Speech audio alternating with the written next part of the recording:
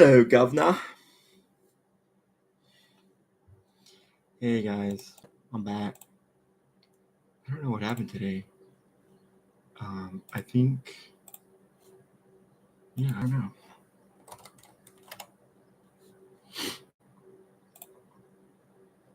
Discord.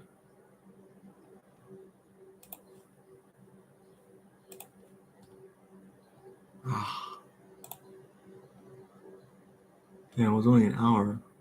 It's really nothing from last time. It was only an hour, and then I kept having internet connections. Sorry, I have to break this one up.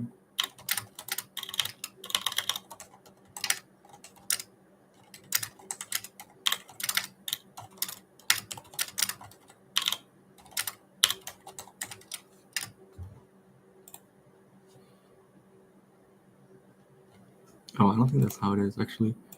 Edit and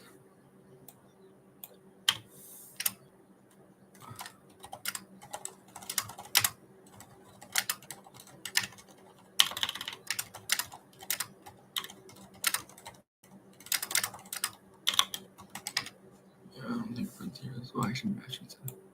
I just say I don't think.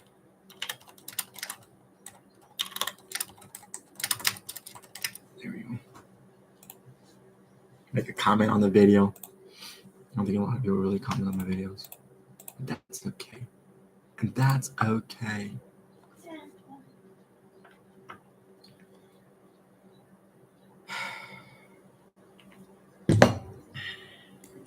Let's get a Tom's going on. Let's finish Yankee.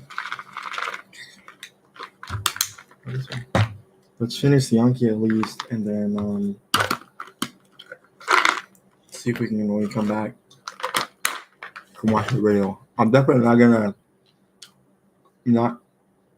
gonna have today done without watching the videos.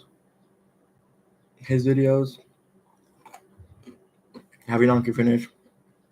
And maybe see if I can do a lesson or two.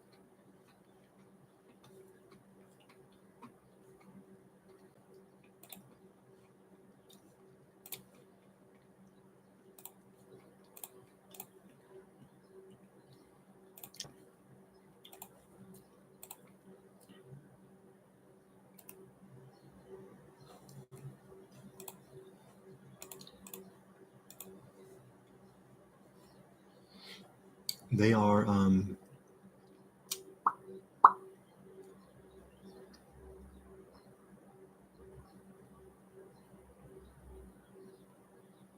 I think there's 70. Let's go.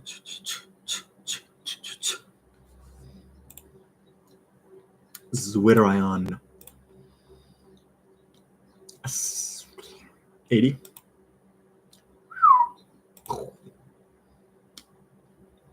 And you are histidine. His H. Basic, polar, hydrophilic, pKa at 6, pKa equals to 6, pH, I don't know, pH is close to physiological pH, pH is close to physiological, this is an amidazole group. Neutral at physiological pH. Neutral at physiological pH. I think that's fine. It's half of a chromosome, a chromatid. The N-terminus is positively charged. Reads the strand from 3' to 5', synthesizes from the 5' to the 3'. That's the correct way. That is the induced fifth theory. Makes up the ribosome and it's enzymatically active. rRNA attaches to the 5' cap. You shall attach to the 5' cap. You shall attach to the 5' cap.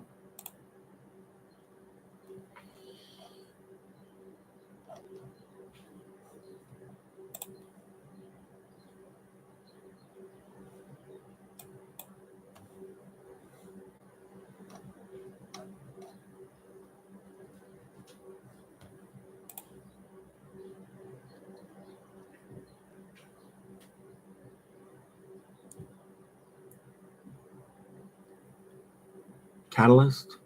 What? Oh, enzymes. Catalyst, enzyme. Enzymes are used because they're entering the reaction. Enzymes. Boom.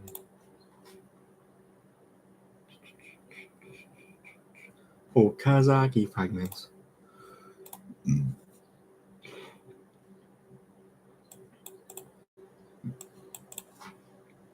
Serves to keep the DNA pulled apart for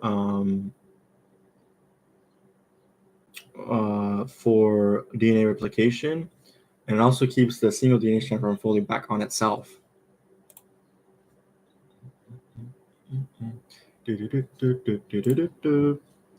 Five prime cap is made of a methylated guanine and also a phosphorylated guanine at different locations. And a polyethyl is just made up of multiple adenine units.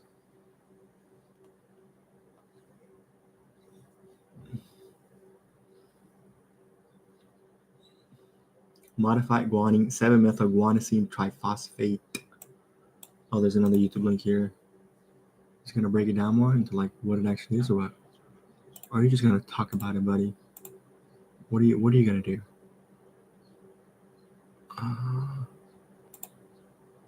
You're talking a little bit more in depth. I guess I'll watch it later too.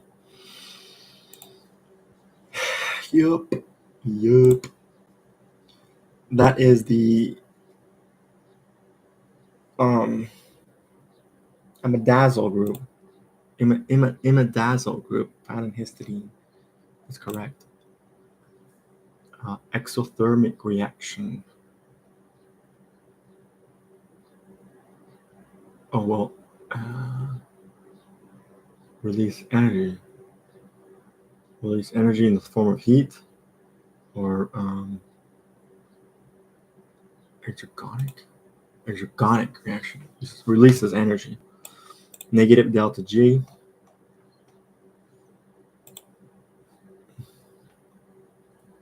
Third base. Talking about the third base. Based on their size and or charge. Smaller molecules move faster, and the larger molecules move slower.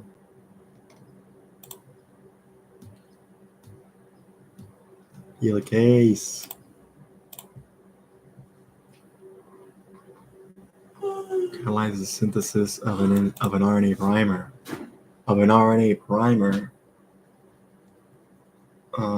Primase? DNA primase, yeah. You are double O, but you're a little bit longer chained, I think. I'm gonna go with glutamate,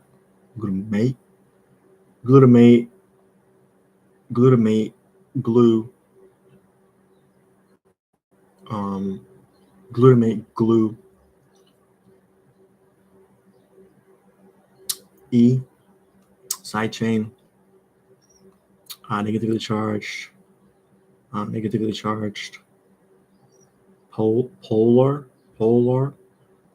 hydrophilic, glutamate, glue E, polar, negatively charged, hydrophilic, acidic. Oh, acidic. I'm not sure if that's the one I said. I need to make sure I say acidic. That's fine. Small molecules move faster, large molecules move slower. And the release tension influence so it doesn't supercoil or break. Isomerase is the first step of gene expression.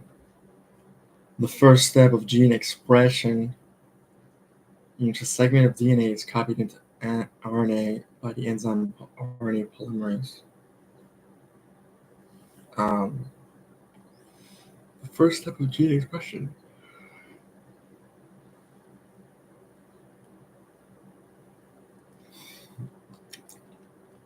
Transcription, right?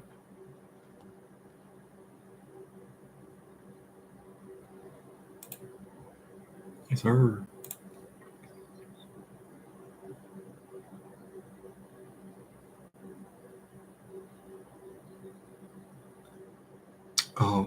Gel has large pores. Gel has small pores.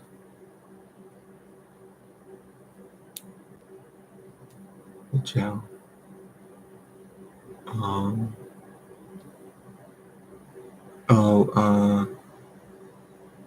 Oh, there's two different types.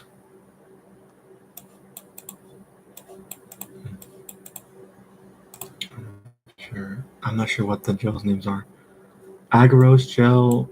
Okay, agarose gel has large pores, so it separates nucleic acids. And then polyacrylamide. Polyacrylamide. Small pores, so it's better for separating proteins.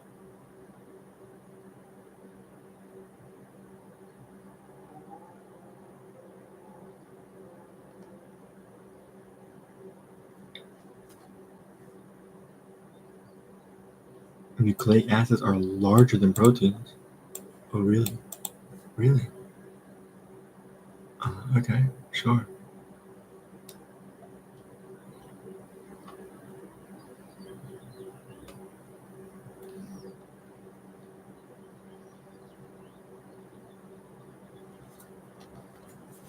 Agarose, larger pores, polyacrylamide, smaller pores, proteins. Oh no, why did I put good? Ah!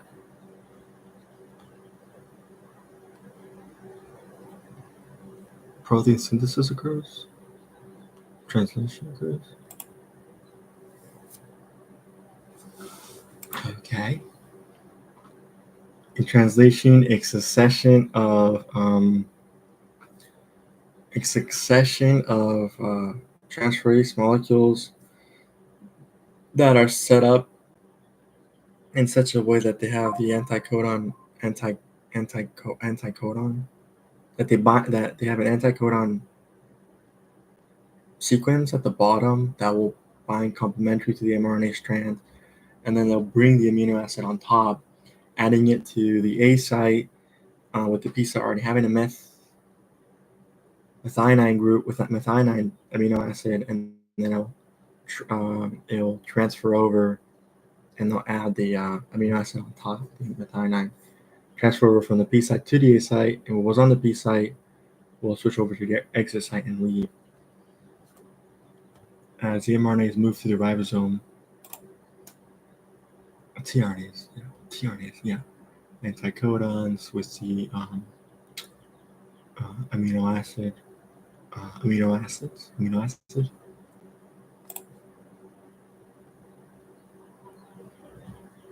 tRNA, tRNA. Native page is a polyacrylamide. So if it's polyacrylamide, it's going to be proteins and it's going to be small pores. I would think that if it's small pores, then we denature that way. But it's native. But it says native, so I think in native we don't. In native it says no denaturing, not denaturing. We gotta go in raw.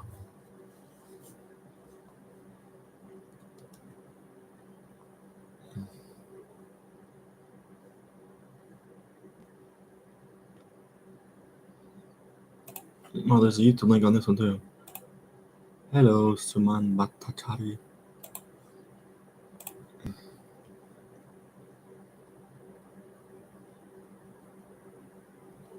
Frame shift mutation. DNA polymerase.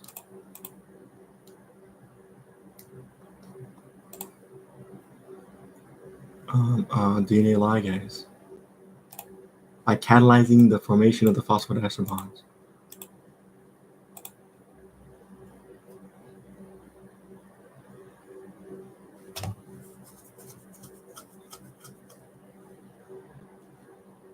SDS? Oh, never mind. SDS comes from a negative charge, which in a 2 mercaptoethanol.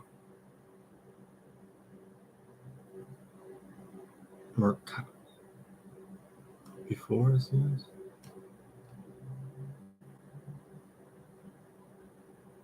Oh, this is before SDS and this is after?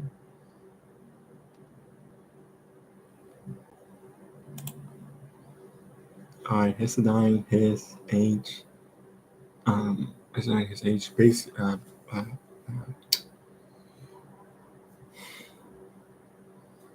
Basic.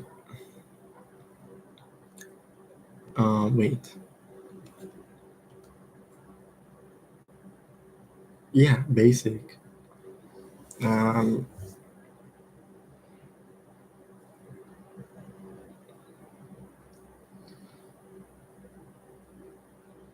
basic.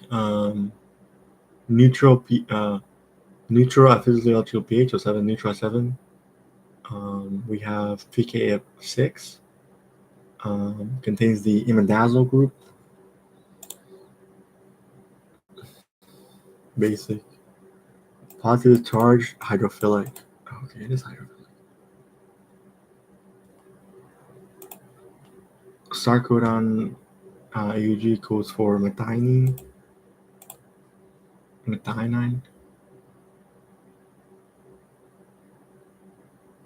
Tumor suppressing genes. Tumor suppressing genes. Tumor suppressor genes. We have normal cell cycle. You have gas. You have break tumor suppressing. Gas proto-onco. Too much proto-onco. Lead to cancer. Not enough tumor suppressing genes. Cancer as well. It attaches to the 5' cap and scans for the start codon.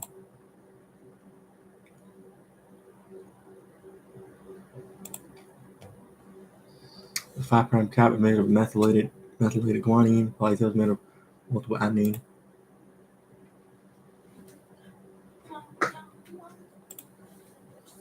My background.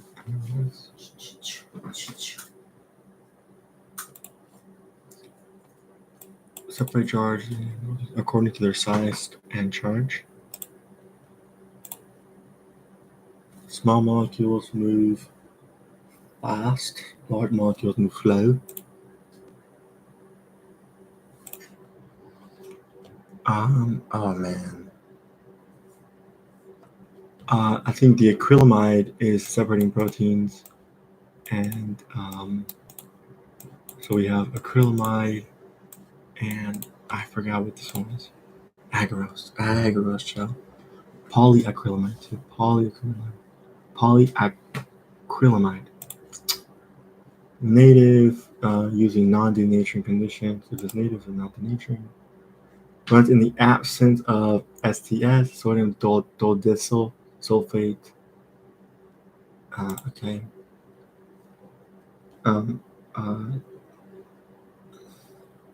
Polyacrylamide. No. Agarose gel has large pores, and then polyacrylamide has small pores. Yeah. Two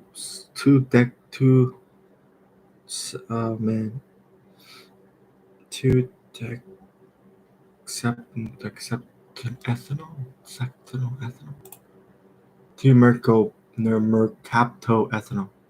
Two mercaptoethanol. Two mercaptoethanol. Two mercaptoethanol. Okay. Agarose gel has large pores, so used to separate nucleic acids. And polyacrylamide gel has small pores, so it's better for separating proteins.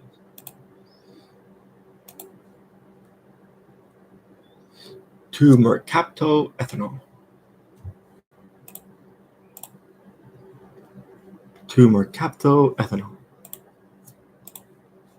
Oh, finally.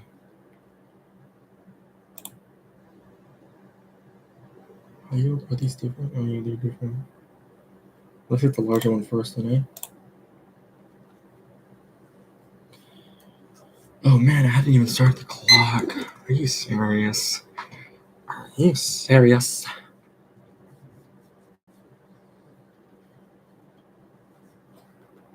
Why is it negative delta G?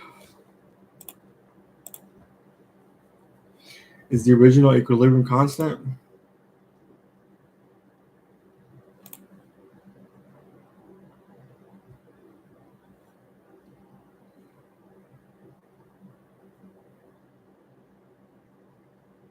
What are we talking about here?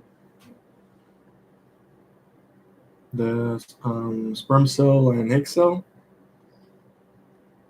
also called germ cells.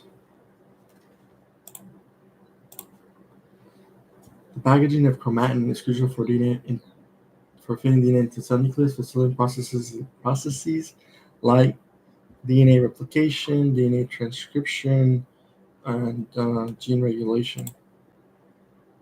Oh, not gene. DNA replication, DNA repair, and gene regulation. Primary strategy to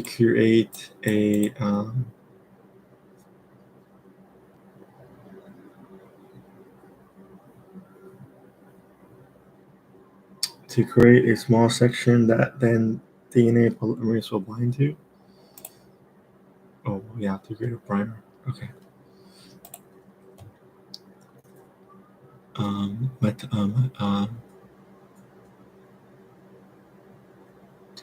No. Phase.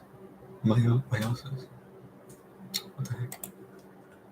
An enzyme called primary section with a strand and reach small section, attaching a complementary RNA sequence. RNA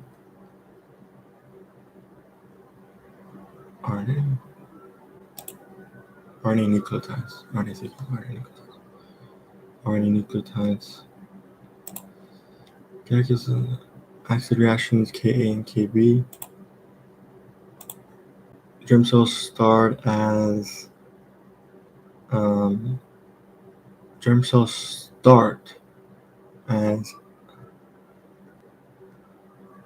they start as diploid cells, right? Yeah. DNA polymerase binds to the primer, sliding down from the 3' to 5'.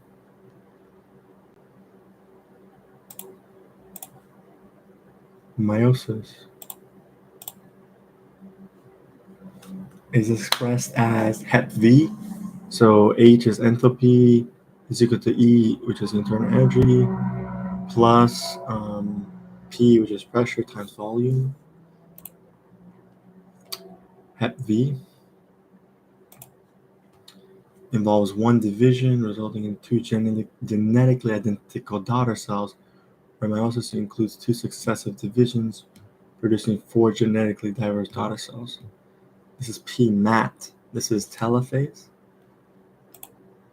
Okay, telophase and mitosis, yeah. Enthalpy is often tested as bond enthalpy, equivalent to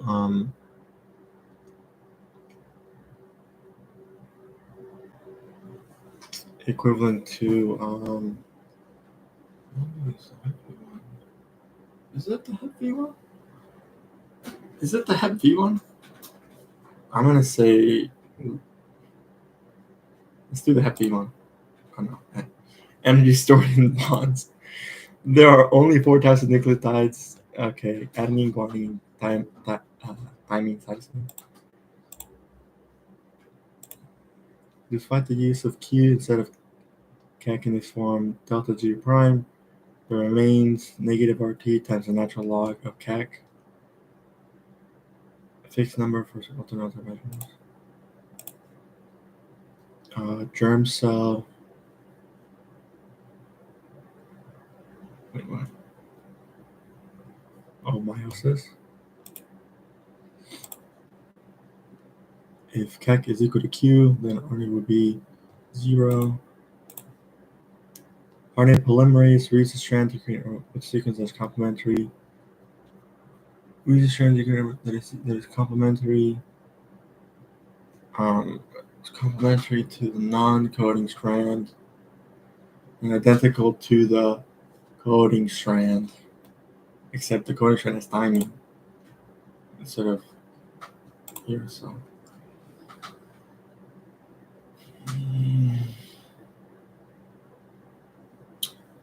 while meiosis reduces it by half.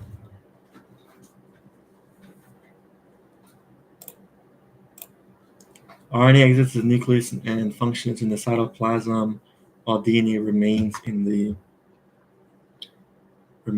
nucleus. You gotta stay in there.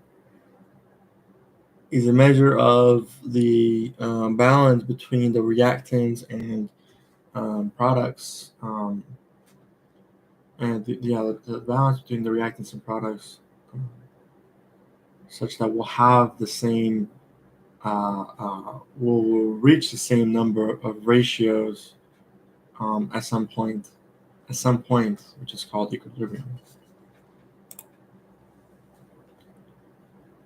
Okay. The daughter cells in mitosis are genetically identical to the parent cell. In contrast, meiosis produces genetically diverse cells due to DNA recombination. No, DNA, not DNA. It was called, I think. I think it's recombination. Was it DNA recombination? No, right?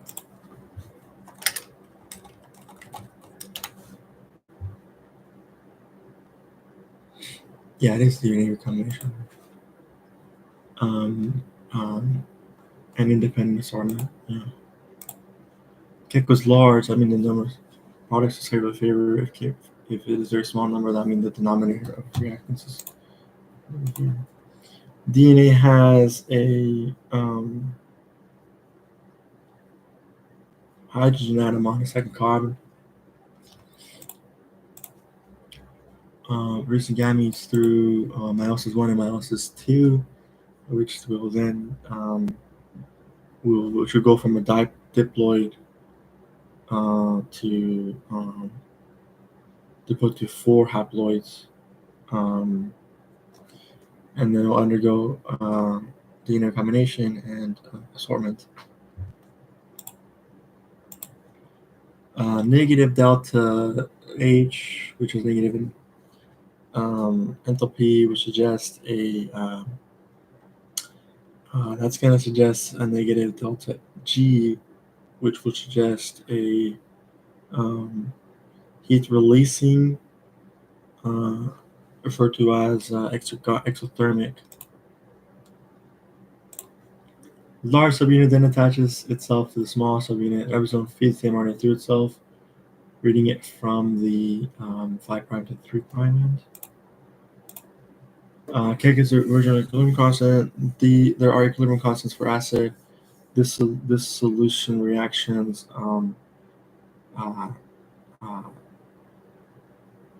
KSP, I think KSP.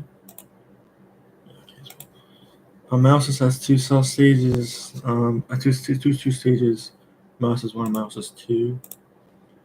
DNA poly binds to the primer side. The smooth process is called the DNA strand. Another equation for tested is delta G. Delta G is equal to delta H minus T times delta S. Germ cells start as diploid cells but produce 4 haploids. 4 haploids? Is it 4 haploids? I think it's 4 haploids. DNA provides the long-term genetics, the storage of long-term genetic information. RNA plays a role in the expression of the genetic information across transcription and translation. Nucleotides form hydrogen bonds. The number of hydrogen bonds is what determines the robustness or the strength between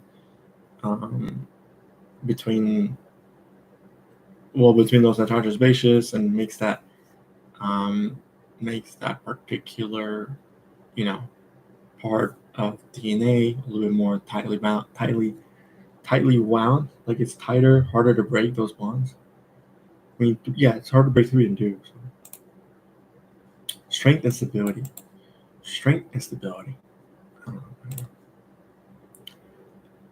Mitosis involves one division, resulting in two genetically identical daughter cells.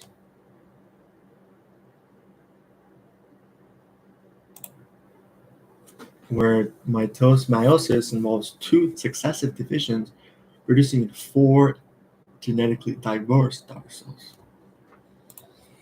In bioenergetics, the energy available to do work in a system is called gives free energy. Endothermic reaction occurs without external energy. I don't know. Exothermic. Exothermic, often called a spontaneous reaction. Oh, spontaneous reaction. Okay, other way around. Oh, whoops, exergonic on this one. Oh, delta G prime. Yes. Oh man, I just clicked on it too much. DNA has a hydrogen atom on the second carbon. And you have the hydroxy group. The coding strand, also known as the antisense strand or template strand, has the same sequence as the mRNA structure. Ooh, yeah. The coding strand, also known as the sense strand, or non-template strand, I guess in this case, has the same sequence as mRNA structure. Here we go, sense strand. Packaging of chromatin is crucial for fitting DNA in the cell nucleus. The cell processes like DNA replication, DNA repair, and cell regulation, and cell regulation, and gene regulation.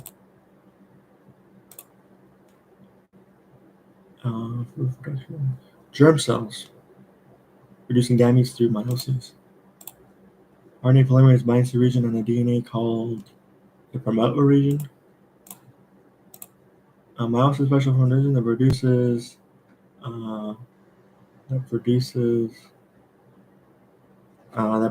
four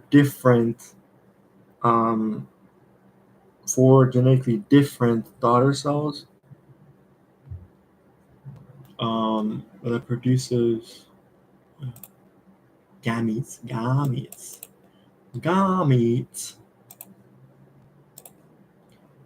In meiosis one, homologous chromosomes form tetrads and undergo recombination by native meiosis one. The resulting cells will have different genetic different. I mean, we'll have different genes. We'll have a result. We'll have 23 chromosomes. 23 chromosomes. One N.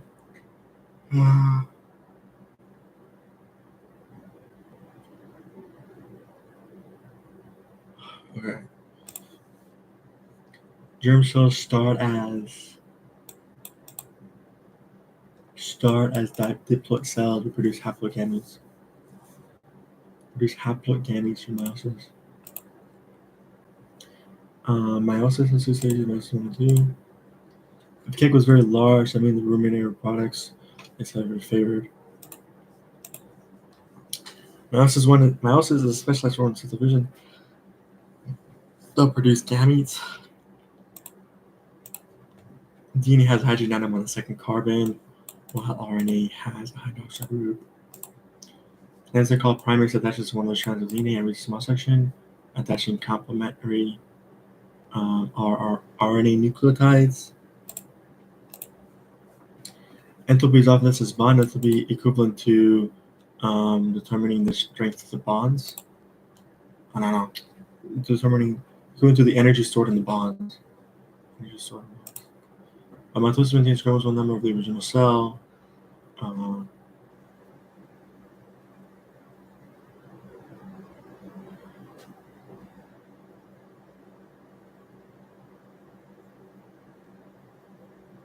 Meiosis? I'll say meiosis reduces by half because we have 23, right? 23. Each one has 23. Each 4 haploid.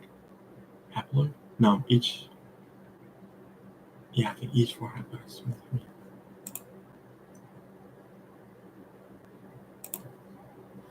Most resulting cells have 23 23 chromosomes, 1N. 23 chromosomes, 1N.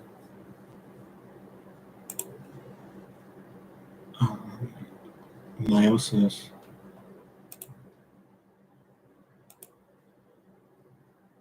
Mitosis involves one division, or meiosis and causes to produce four genetically diverse cells.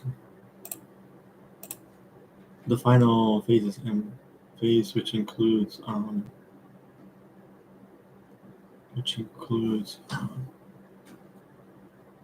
phase, PMAT, which includes PMAT. Wait, PMAT? No, not PMAT. What does M phase include? Oh, mitosis and meiosis. Oops. Mitosis, meiosis we just have. It's going to be negative because the division is negative. Not all the time, but yeah, I guess. Negative because it's that particular equation. Negative, well, I keep saying it. 8.314 times joules over moles times Kelvin. Times joules over moles? No, not times. 8.314 joules over moles times Kelvin. Start as diploid cells but produce haploid gametes through meiosis.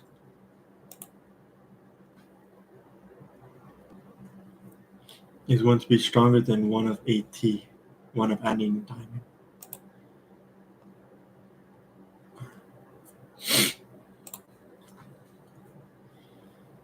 The solution, there's a substrates.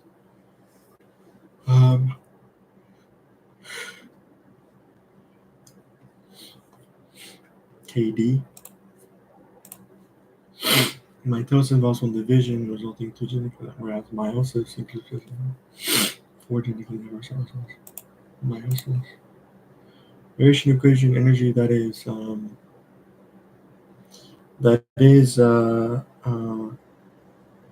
unused. It is free energy that is left energy left to do work, or released, or energy released into the system. You have to be used or energy released into the system. Yeah. Another enzyme called helicase wants to DNA a little bit to form a section called transcription bubble. DNA blurs lines of primer from the 3' to 5' direction. Homologous chromosomes form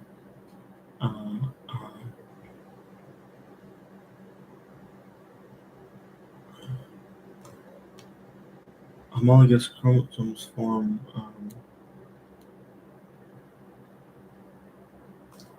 tetrads and undergo recombination and independence or an assortment. Just tetrads undergo recombination. The daughter cells in mitosis. Meiosis 1, meiosis 2. Final phase is the M phase. The first step in DNA replication is on DNA enzyme called helicase. While mitosis maintains the chromosome number of original cell mass reduced by half, which is crucial for reproduction.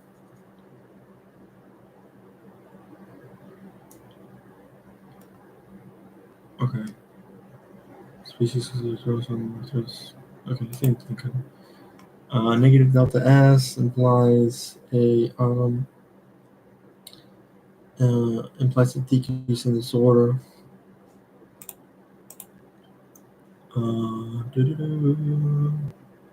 P plus PP. Mitosis involves one division, resulting in two genetic identical cells, whereas meiosis includes two sets of divisions, producing four different daughter cells. Four genetically diverse. Form tetrads and undergo DNA recombination.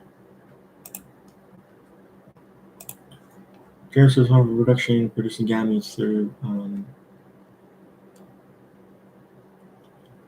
Meiosis 1, meiosis 2. Okay, meiosis. If the value of Q is less than the CAC, we'll really go towards products. If the value of Q is less than CAC, then yeah, we're gonna go towards products.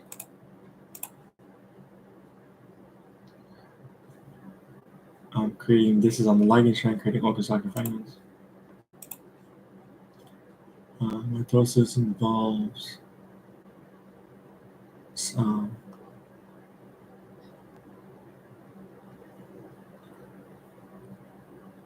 one cell division, and meiosis includes 2 divisions. Germ cell starts up but produce haplogametes. Mitosis involves 1 division, resulting in 2 identical daughter cells.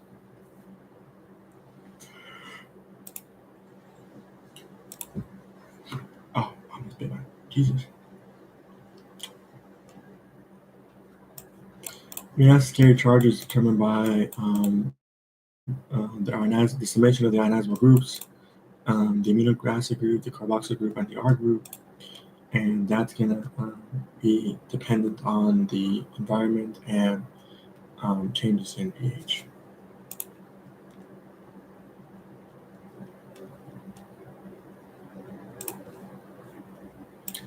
If Q is higher than CAC, then we're going to go from products to reactants.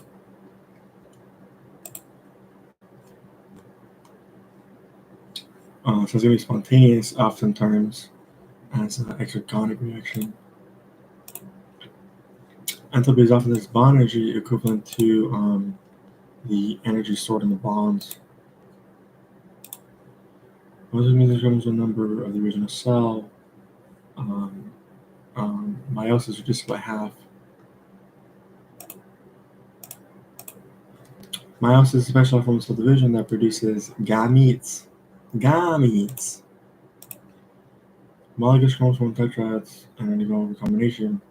The resulting cells will have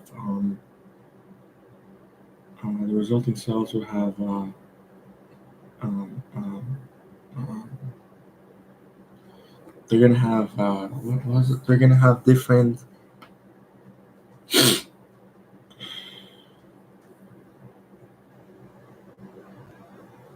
genetic information. 23 chromosomes, 1 whereas meiosis involves 2 citizenship.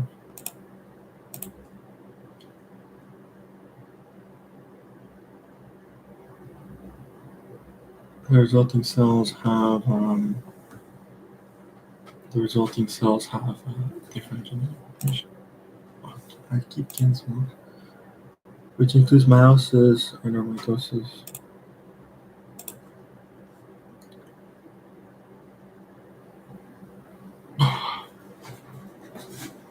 23 chromosomes, 1 N.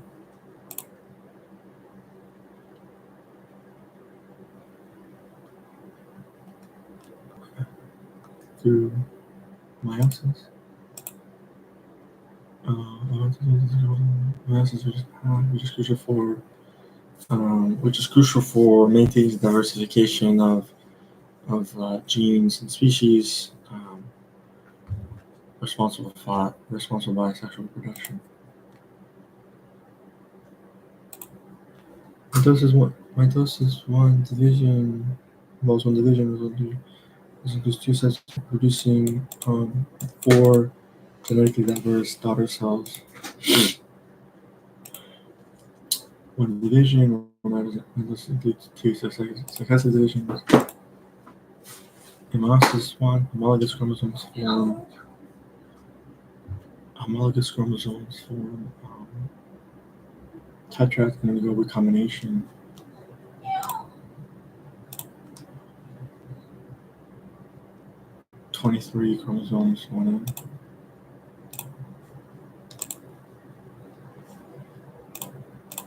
Am I still?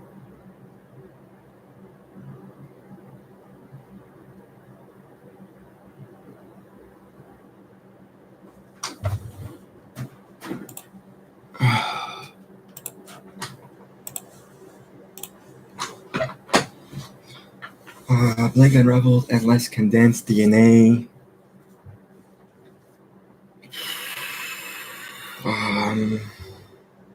Chromatin.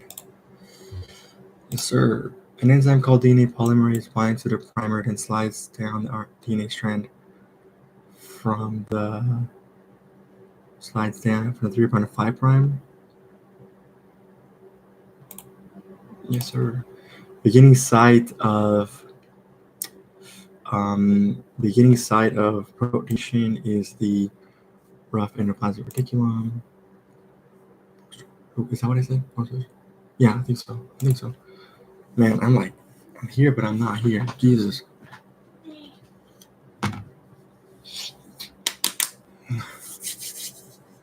Post-transcriptional modification involves all that. A pre-messenger mRNA. An enzyme called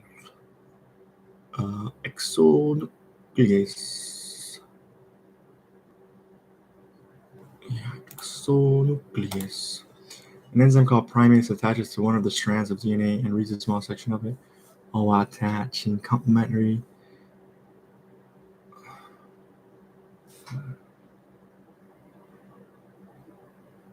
RNA nucleotides. Helicase unwinds the twisted double helix a little bit to form a section of separate DNA called RNA polymerase can get in there and transcribe it. Yes, sir. So viruses called retroviruses use an enzyme called reverse transcriptase to make DNA from RNA. Yes, sir. Recessive allele, an allele whose phenotype can be masked by the presence of a dominant allele, and recessive dominant allele and requires the presence of two recessive alleles during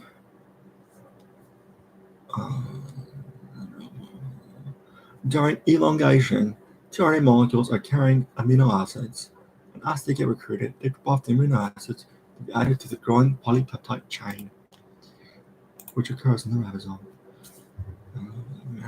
A recessive allele is an allele whose phenotype can be masked with the presence of a dominant allele. It requires the presence of two alleles to be phenotypically expressed. Okay, nucleus. Site of DNA replication, DNA transcription, post-transcriptional modification, surrounded by a nuclear envelope. Two phospholipid bilayers called inner and outer membranes. Nucleus contains. Nucleus.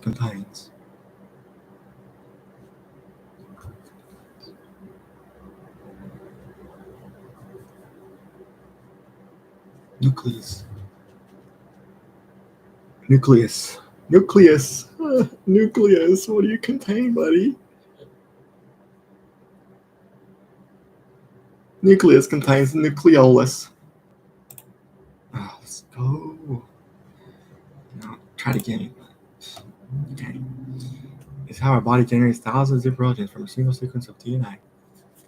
Alternative splicing. The fragments of DNA are created on the lagging strand, and they are called focus octave fragments. The first step of replication is to break hydrogen bonds between the base paths in the DNA, finally called helicase. Instead of the resulting section of separated DNA strands being called transcriptable, it is now called replication fork.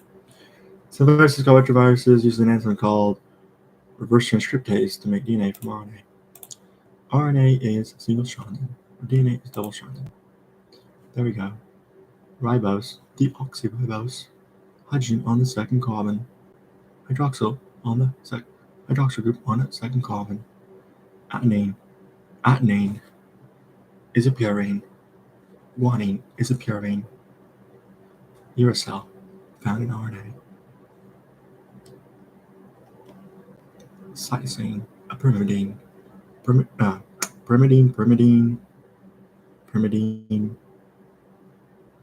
pyrimidine, triple bond, double bond, triple bond, triple James Bond. RNA has a hydroxyl group on the second carbon.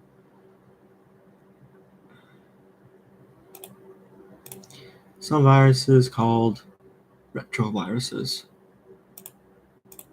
Come on, buddy, we gotta go. An allele is a variation of a gene. An allele is a variation of a gene. When blank individuals has two of the same alleles as their genotypes.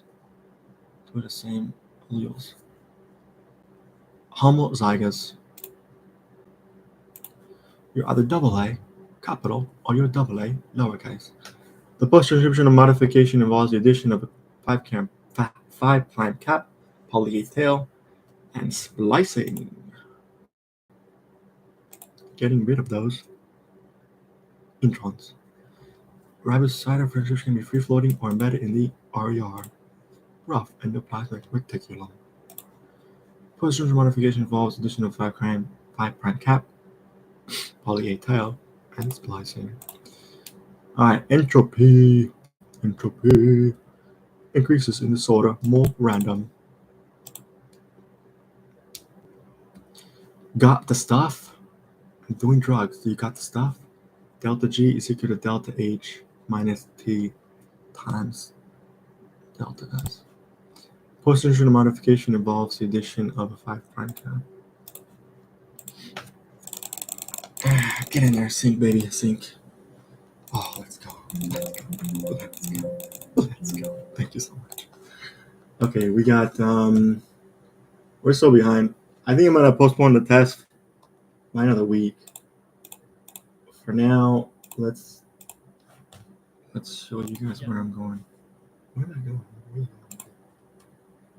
I'm going here. I'm going here. 1, 2, 3. Today we're going to walk through CP.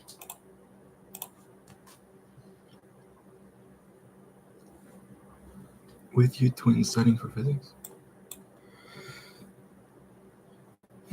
Oh, there's people here. Hey guys. Hey Jack.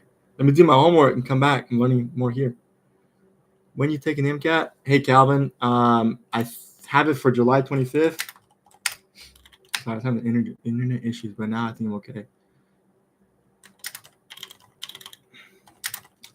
July 25th, 8 a.m. But I might push it back by another week.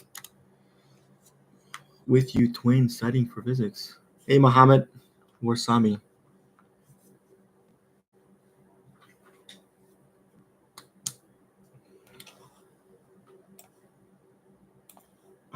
Yeah, so now we finished Anki for today. Thank goodness. But we're still so behind. We're so behind. Anyways, let's go ahead and hit him. Let's hit him for the cars passage. I think it makes sense for me to hit CP last in this video format. We've been hitting biochemistry and biology. So let's try to do, maybe we should do this first, no? We'll just do this format. It doesn't matter. It doesn't matter. Who cares? BB Hey, John. section, passage number 1. What's going on? I can hear you. Jump right. Jeez. I'm lagging. I'm legitimately lagging.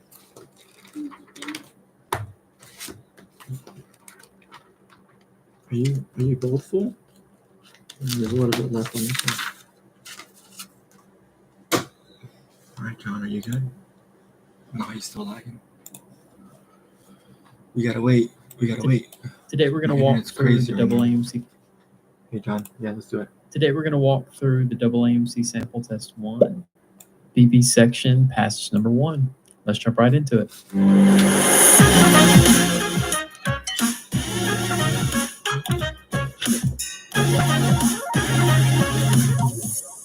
That was good. Read through this passage. I'm going to go ahead and make a flow chart. If you don't know what I'm doing is when I'm mapping out these passages, make sure to go back and watch our old strategy videos. There's one called Interpreting the MCAT, or How to Interpret the MCAT. And it's talking about this method that I use called the flow chart.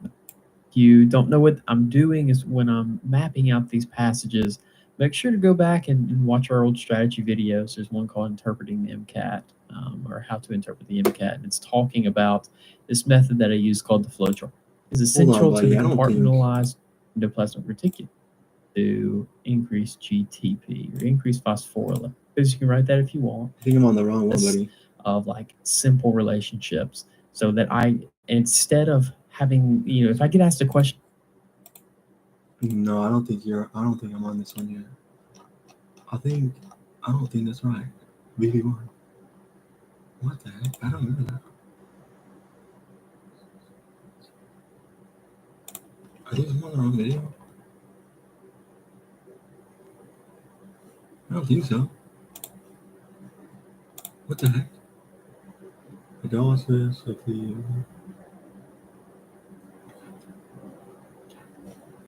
What? That's a... or what? Did I mess up? Probably did. Hold up, guys.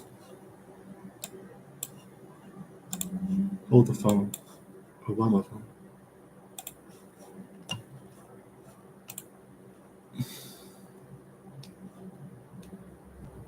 Yeah, we did, BB.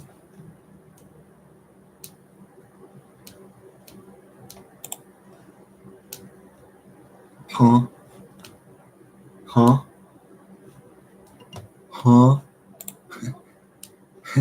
The little cat. Huh?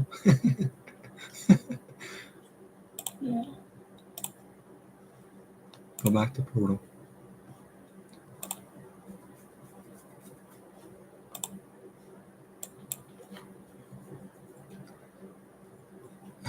Maybe was it the unscored then? Or is it? I thought it was scored.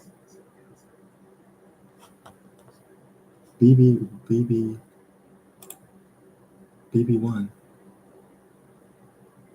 BB1. Cars 1. Let's check out this car section.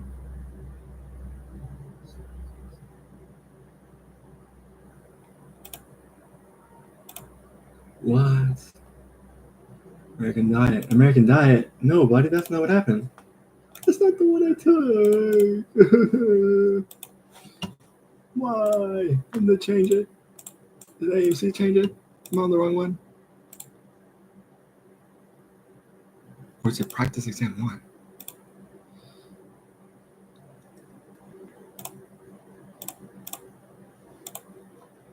We gotta find where he's at. Like, I thought it was free sample MCAT official prep free practice exam scored active. It's not. I don't think it's this one. That means I have to take it again.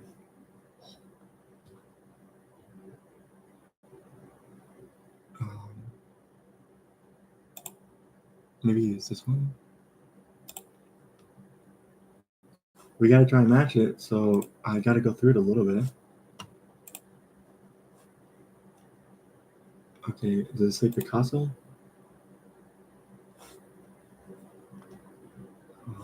The second half? No, I don't think it's this one.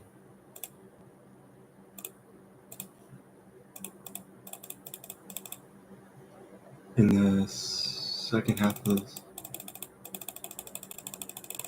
But it wouldn't make sense if it's any of these. Because... no. Oh, get me out of here. Get me out. Get me out of here, man.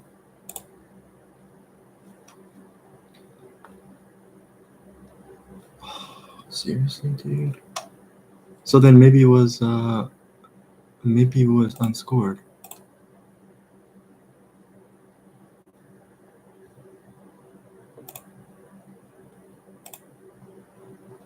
Yes, start the test. Okay, yes, next. Yes, that's me.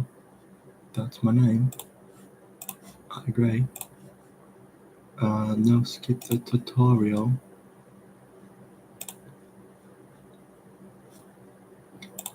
First one starts with CP at least, so maybe we go to CP first. Sample test that some of you had astrophysics. I'm not talking about that. Ah, I took the wrong one. Ah, man. Ah. I gotta take him again.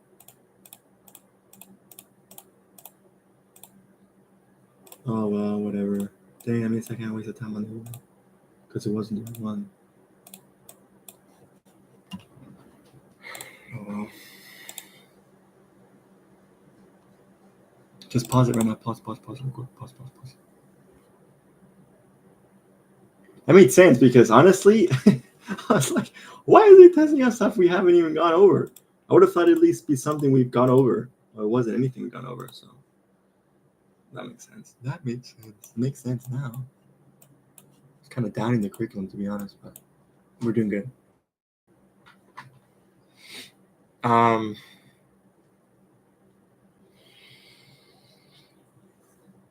all right, let me just process this, guys. I gotta process that we kind of wasted some time. That's fine. Give me a little bit.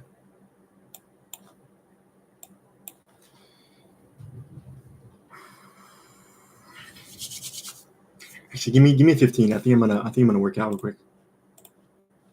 I think I'm gonna work out before we finish this. Yeah, I don't want to get into it yet. Let me work out real quick. Yeah, because I have to do it again. Which is fine. Let me work out. I want to work out for a while. Let's put 15 on the clock.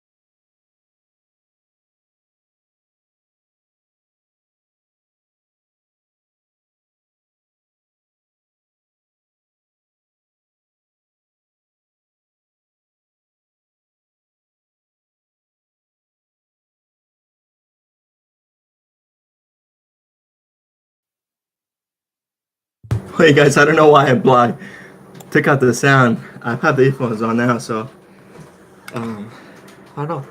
I guess usually I don't have it on because I'm just we're exercising. But yeah, usually I turn you guys off because I don't want to copyright and I want the whole video to be copyrighted because then it won't actually publish. Something I didn't know about before. So we'll just quick workout, reset, come back, finish. See if we can finish the correct passages this time, and then move forward.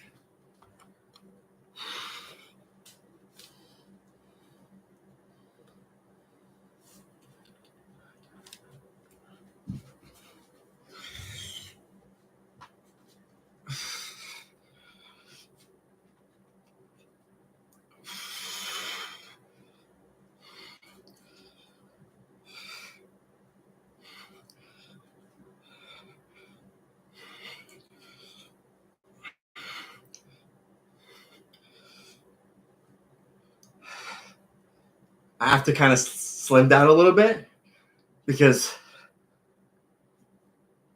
I'm going to military training in September, but I want to gain weight, so I have to be in the form of muscle.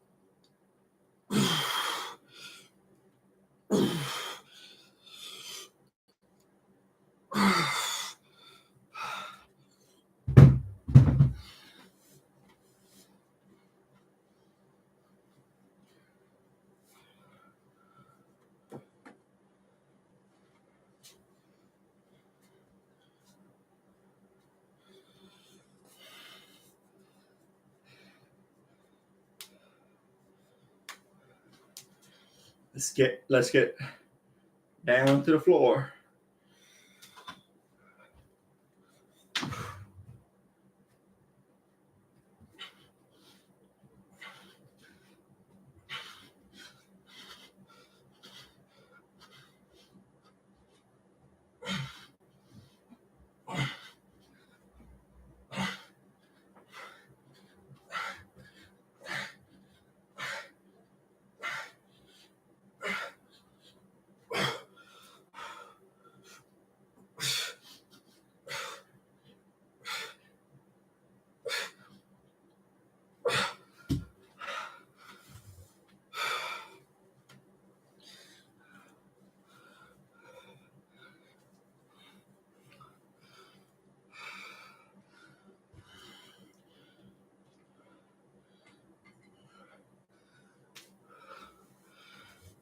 When in doubt, squat it out.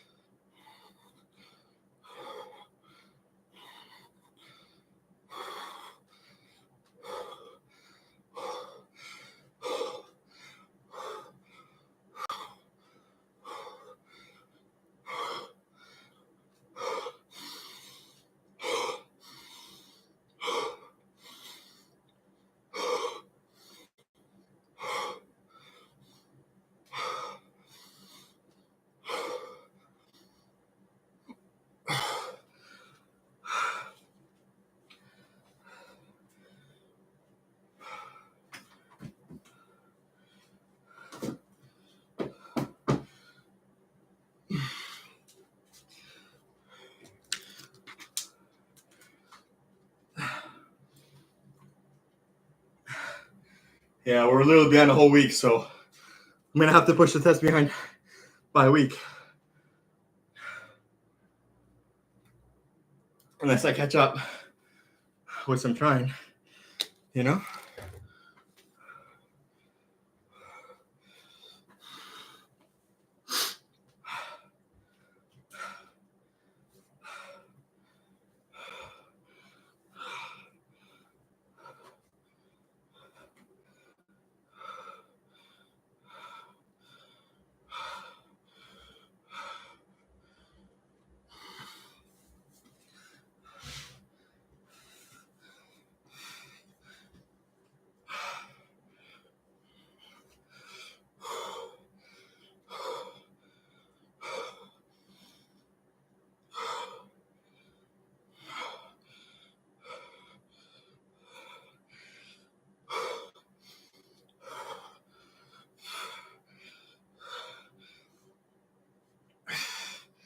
I think one of my weakest parts is like my forearms.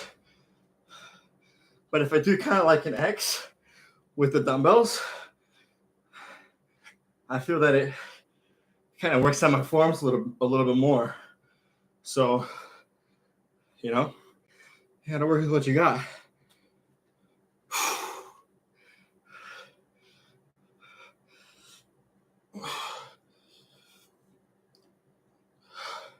And then just be intentional with the weight.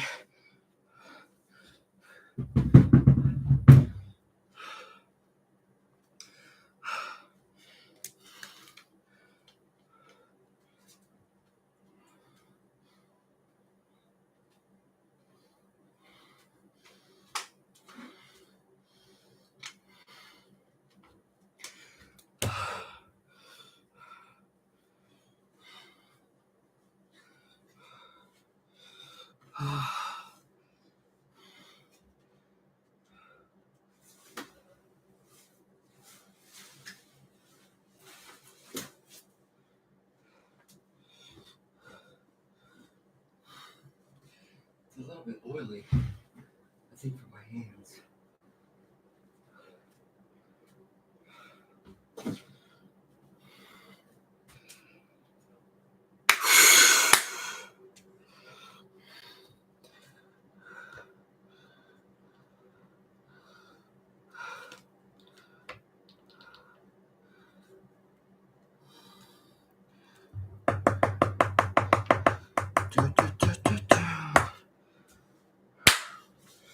Let's get back on the floor.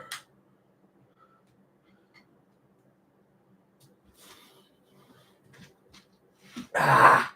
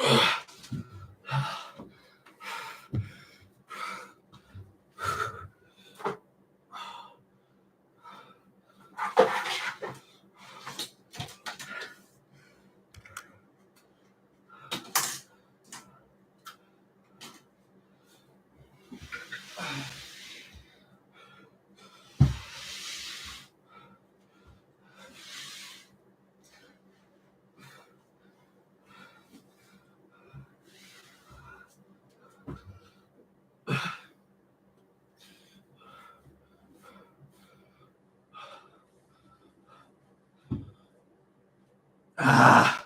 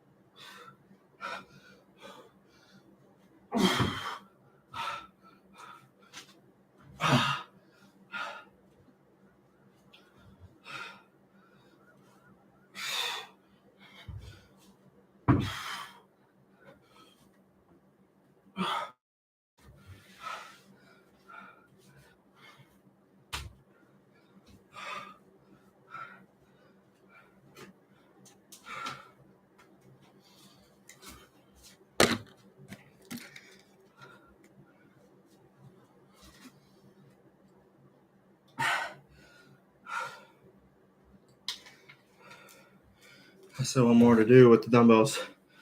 Not yet. You know?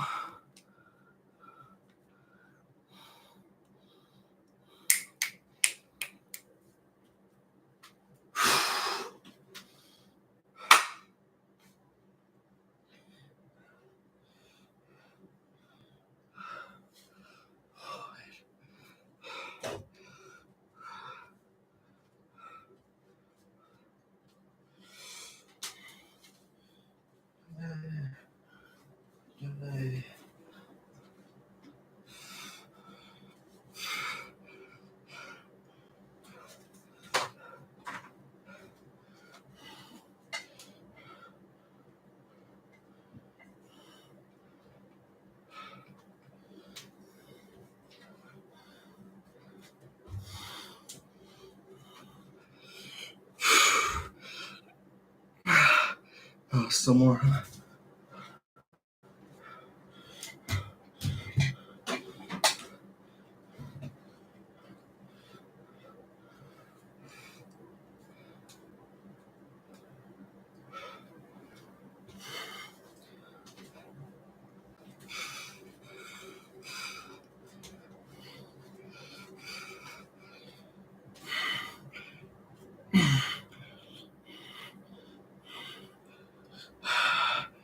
Yeah.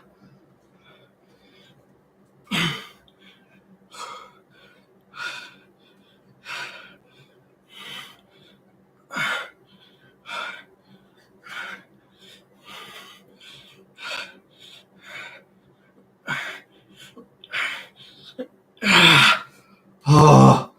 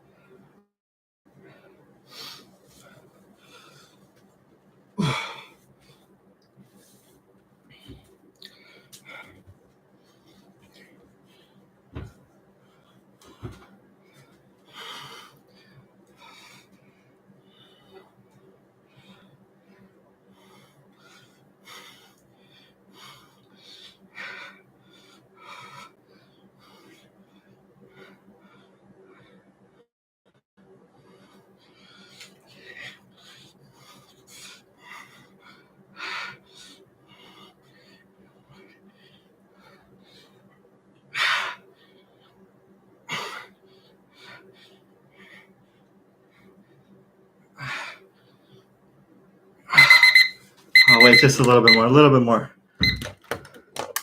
Just a little bit more, a little bit more. Please.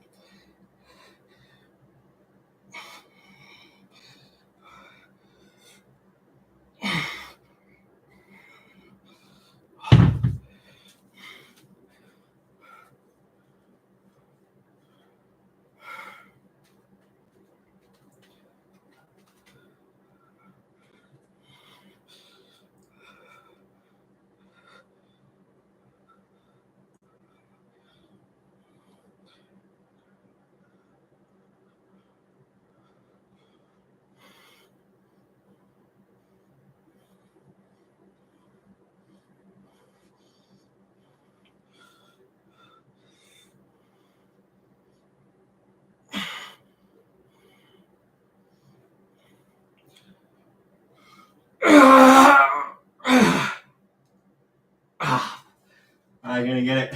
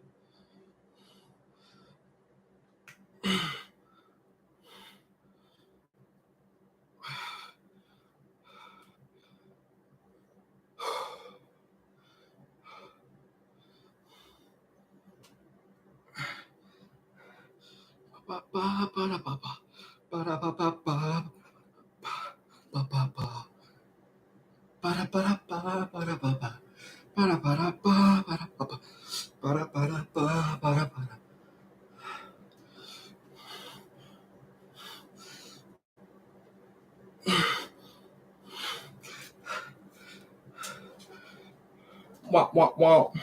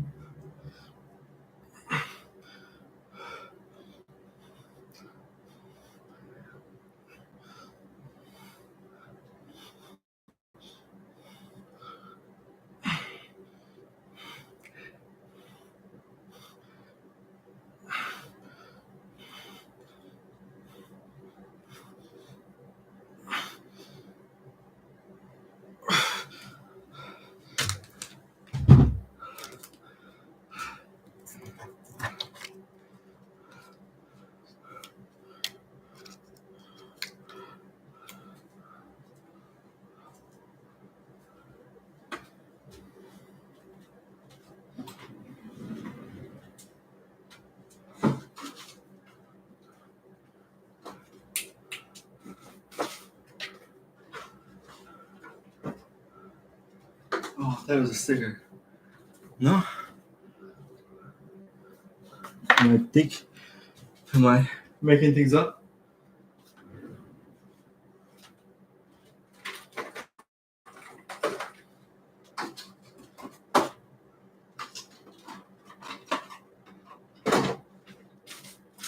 Well, I guess I must be, huh?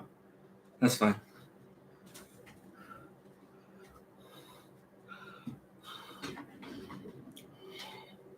Keep going, son.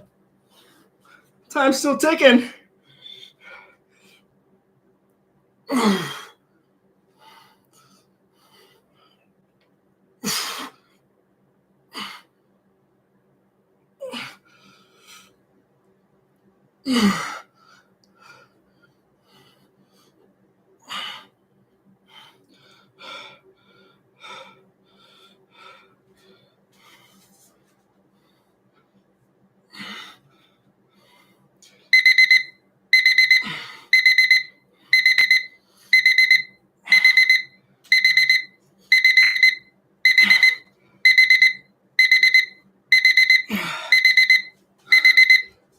Yeah. I hear you.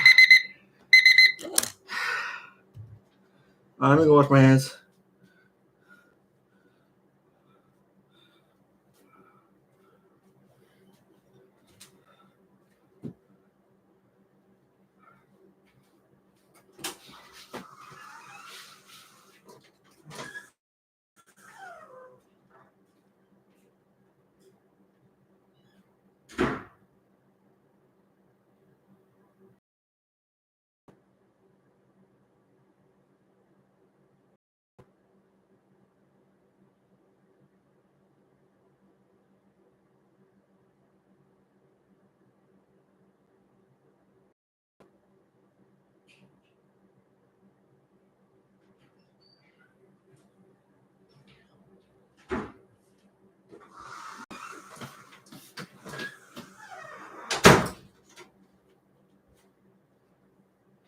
You know, it'd be cool if I start putting some stuff up here, you know, and start covering up this.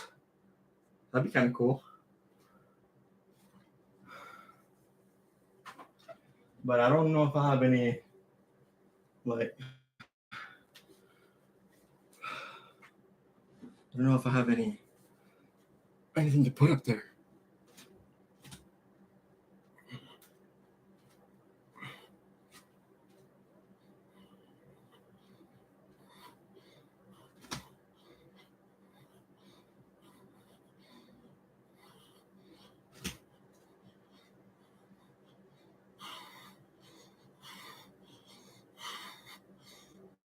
Okay.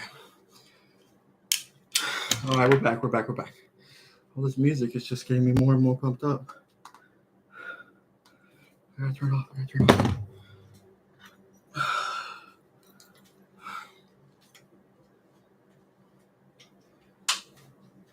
Okay.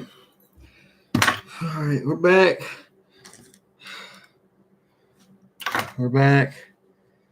You know, excuse my huffing and puffing.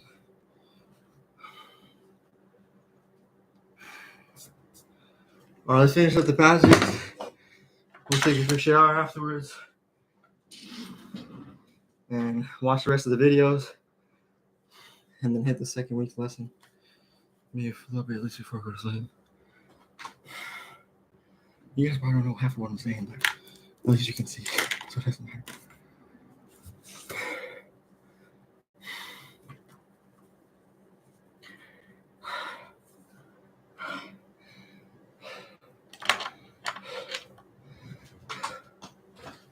Alright, so more important bits. It's really just this screen, right? Maybe you guys can see a little bit of this. Alright, let's get it. Right, the correct passages this time. You know? Fortunately, we missed the other stuff. We messed it up. Oh, so bright. That's so bright. Jesus, man. Why are you so bright? Why are you the way you are? Huh? Why? Tell me.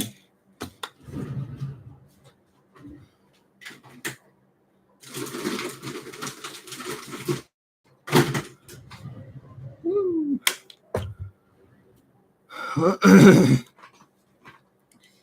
Alright, hold on. I start frogging up.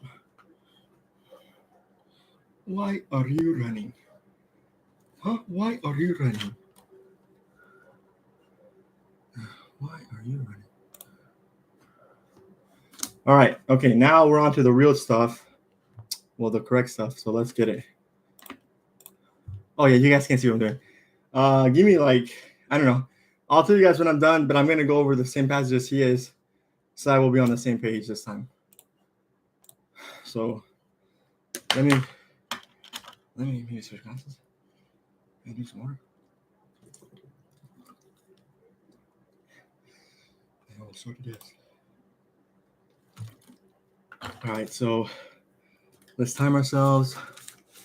We got this one's. I can't see with that one. Green. I don't think green is that good. Where's the thing at? Buy me some new pens. You guys should get these pens here. Not product sponsored either, but I mean they're pretty good. You know, I think they're pretty good. I don't know if they're Chinese pens or Japanese pens, but they're good. I can't see. My gosh, they're fogging up so much. All right, 1, 2, 3. This is pink. 1, 3. That's 5. 125. Well, 125 by the time we finish this, right? How many questions? 1, 2, 3, 4, 5. Okay, 4 questions on this one.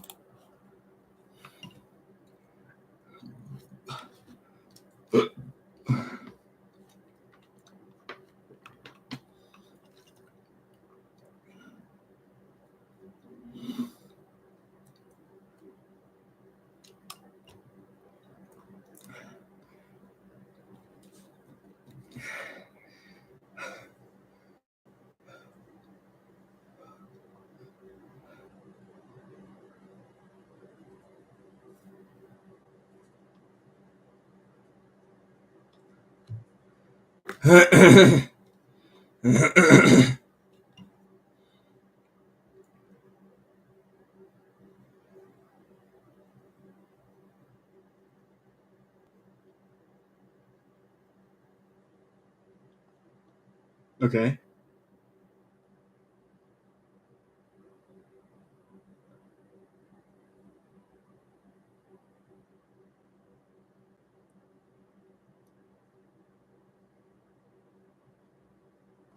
Okay.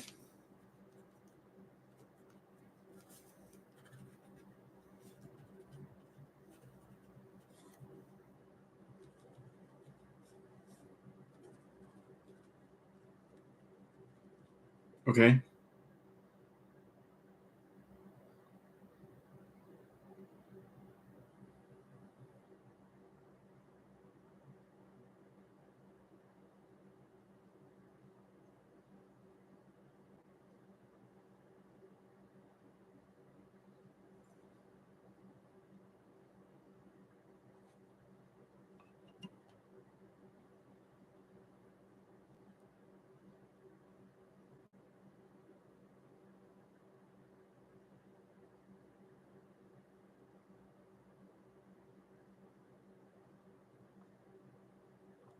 Yeah, let's use the strike through for this.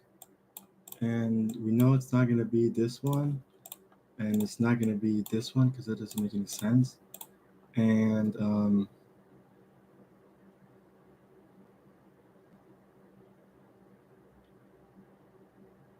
I think it's B. I could be wrong though. I could be wrong though, but we're going to do it.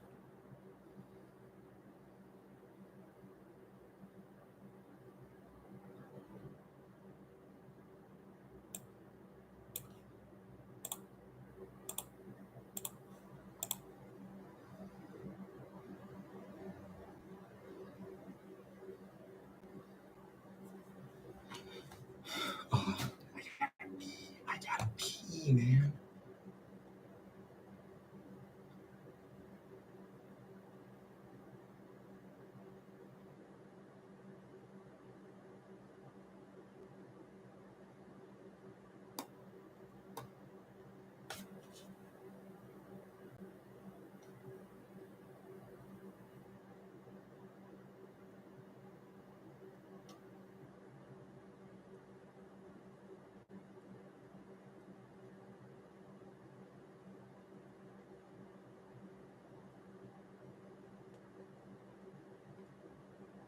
To me, it would make sense if it's 32. Maybe?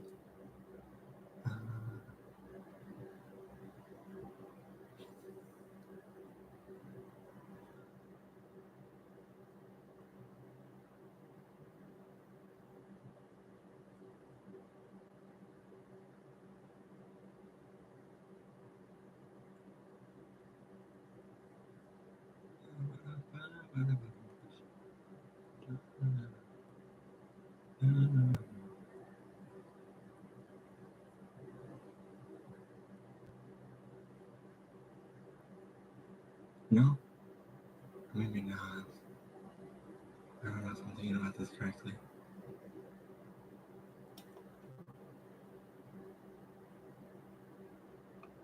Most likely not, right? It could also make sense.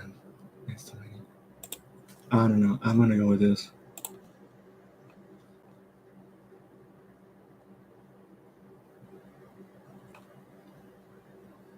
Basic sciences.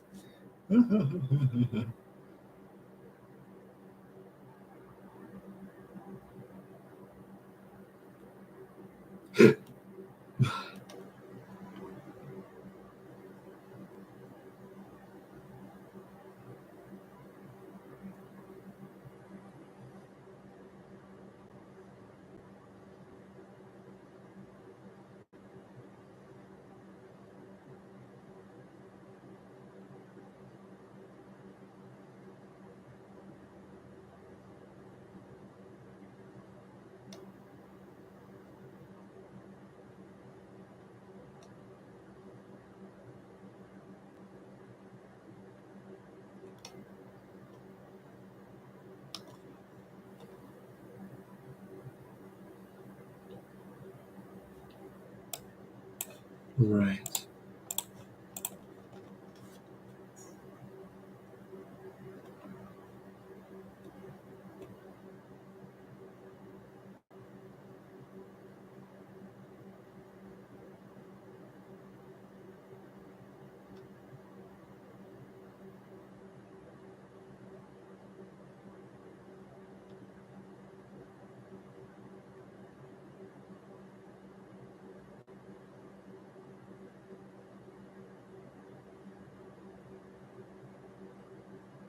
I think maybe this one.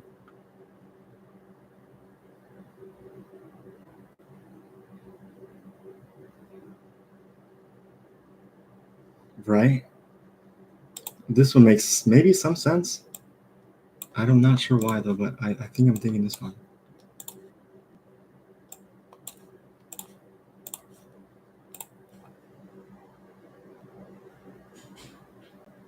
Okay. Dude, I feel like I'm gonna faint. Well, then why'd you work out, dummy? I don't know, I just felt like it.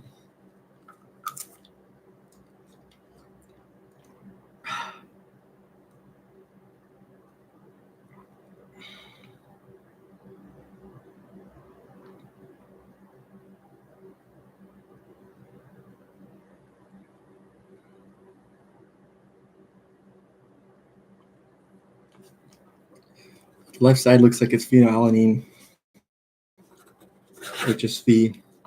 So we go ahead and cross this one out. Strike through. Strike through. Leaves two option choices. And then we just go ahead and determine the right side. And the right side. And the right side looks like it's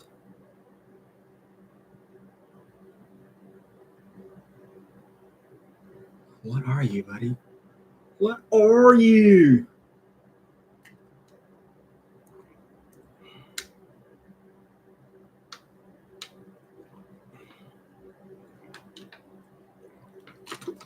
No, seriously, what are you?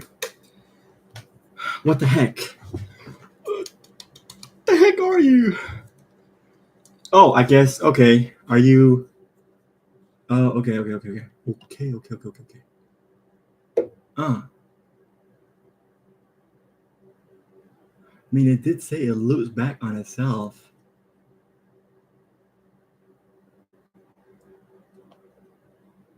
You could be it, actually. No? Maybe. That kind of makes more sense to me, to be honest. Stop the clock! Stop the clock! Stop the clock! I'm a minute late. All right, go ahead and let's go over it with him. Let's just go over with him as I do each passage. I didn't start the clock, dude.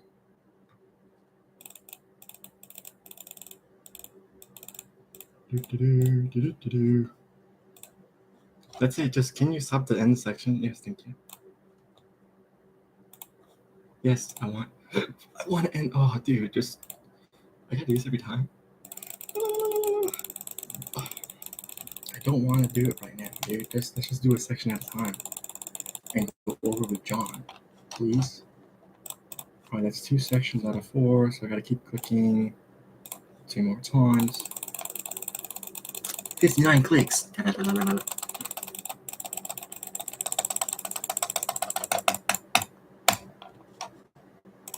It was the, by the way, I can tell you guys which one it is because now I know. I messed it up, which is my fault. But it makes more sense that, this would be where we were starting, not on the other one. Because the other one, none of it of what I've covered so far is in that one, so it wouldn't make any sense. All right, and that's 4 sections. Yes, I want to have it scored. Yes, let's go ahead and go to CP. Okay. So we got B correct. Yeah, that's what I know of what it is to be an antagonist, from what I understand. And then this one, it was actually Oh. Ah. I didn't know that one, but I was guessing 32, and I messed it up. And this one was actually C. No, it was actually B. Okay, this will be.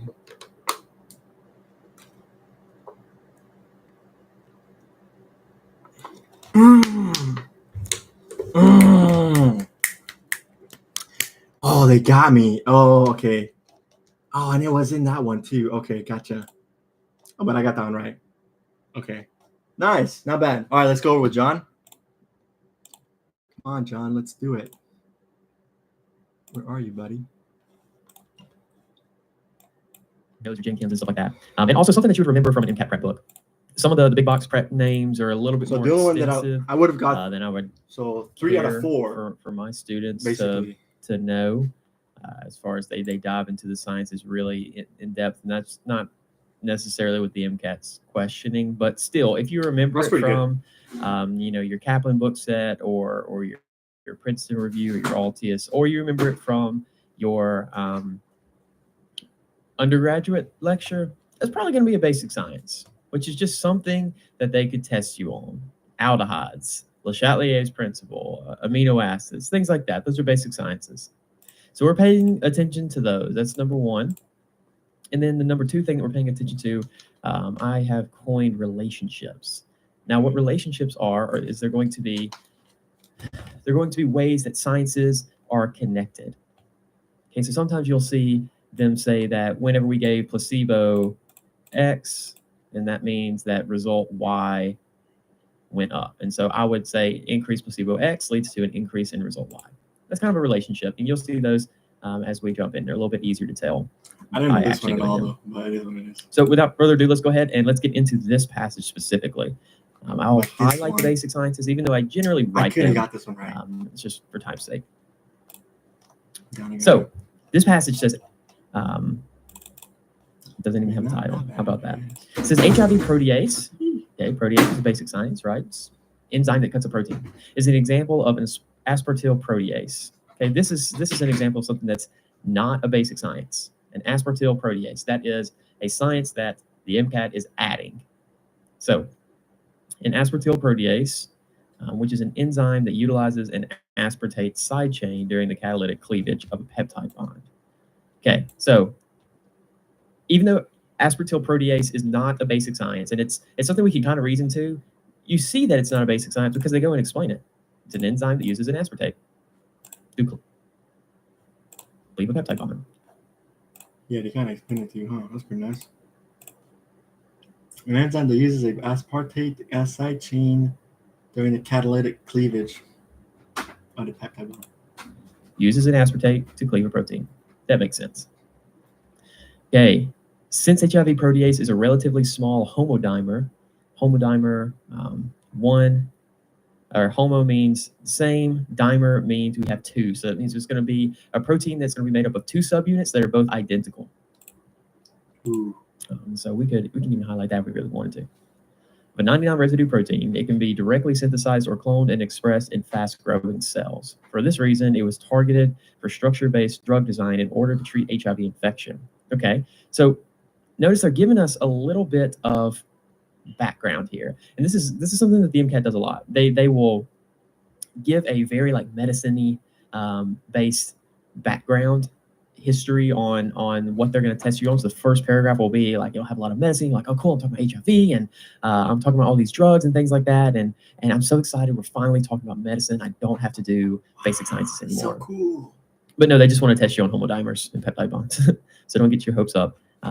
This is still a basic science test. Okay, so, but what they're doing right here is they're kind of telling us that everything that they just said is the reason why we are targeting this one specific site, because HIV is pretty bad. I mean, that's all we really know at this point. And as far as in undergrad. And so that's what we're attacking, because this is one of the reasons that makes it so virulent. Okay, and for this reason, this is one of the reasons that makes it so virulent. Okay, and for this reason, it was targeted for structure-based design, drug design. So I actually This is not a basic science, but I have noticed this tutoring the MCAT and prepping for it myself. Okay. Anytime they say the word structure, Mhm. they say structure-based drug design. Okay. Usually what that means is we're going to get asked a question about the functional groups or what is actually composing the actual drug. All right. So I see that, and then kind of looking forward, I see that we're talking about, or that they're actually showing us a figure of this drug. And so I'm sure that we're going to get a question about this drug. About the drug. About the drug. About the drug. Okay.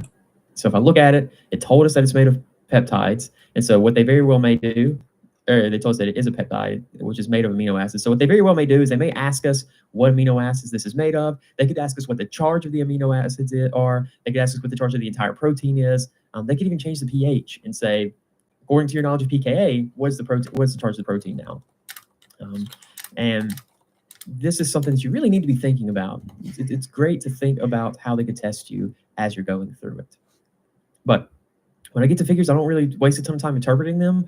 I just kind of glaze over what it actually is, and then I will read the figure caption. So it says the peptide bond is cleaved by HIV protease. So this right here cleaved between these two residues, those two amino acids.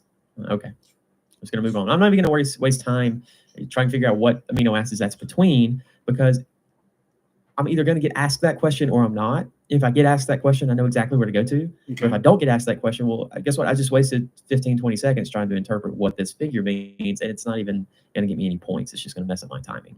Okay. So going on, it says, using molecular models of the HIV protease enzyme, researchers designed and synthesized transition state analogs. Transition state, that's a basic science. One such molecule is compound 1, shown in figure 2, which is a potent HIV protease inhibitor. Okay, so that's a little bit of a relationship. Now we're getting into some relationships. We have compound 1, which I'm just going to say comp 1 leads to increased comp 1 leads to decreased HIV protease because it's an HIV protease inhibitor, right? Then they're going to show us the structure of comp is that HIV protease inhibitor. Comp 1 is leads to decrease in HIV protease. Right. Oh, that was so clean. Then they're going to show us the structure of compound 1. And again, I pay attention. If they say structure of something, I pay attention because I think that they're going to ask me about functional groups or stereochemistry or isomers or something like that. Something really, that's how they test OChem on the MCAT. And so my ears always perk up. Compound 1, it's how they test OChem or stereochemistry or isomers or something like that. Something really, that's how they test OChem on the MCAT. Thank you, John. And so my ears always perk up. Compound 1 has an in vivo half-life of 1.8 hours. Okay, so we got a half-life question. If you really wanted to flush out this, you could say compound 1 has a half-life of 1.8 hours, but I probably wouldn't, because if you get asked a half-life question, you just go back and find it in the passage. You just need to store where it is on the page in your brain. And compound 1 is primarily metabolized by CYP3A, which is an enzyme in the cytochrome P450 family. Okay, if you're thinking, I don't even know what the heck this is, and I really don't even know what the heck this is, you're not supposed to. Okay, that's okay. I don't either. And so I just write that down. Cyp3A equals enzyme. I write down what I do know. Okay, so Cyp3A is an enzyme. You can say it's in the cytochrome P450 family if you want. The major metabolite of compound 1, which just means what it breaks something down into, the product, results from dealkylation of CH2R groups attached to the piperazine ring system. Reaction 1. Okay, they're giving you this stuff that you really don't know what it is, and all it's just saying is look at reaction 1. We might test you on functional groups. Okay, I can do that. Reaction 1, again, I really glaze over this. I'm not really worried about why this is here. Even though it is an enzyme in CP450, I'm not worried about connecting those dots right now. In the last paragraph says one of the main side effects of prolonged use of compound 1 is the formation of kidney stones composed of calcium oxalate. And then it gives us the structure for calcium oxalate. All right, what are you going to do here, John? So compound 1 can lead to kidney stones. You can flesh that out if you'd like to as well.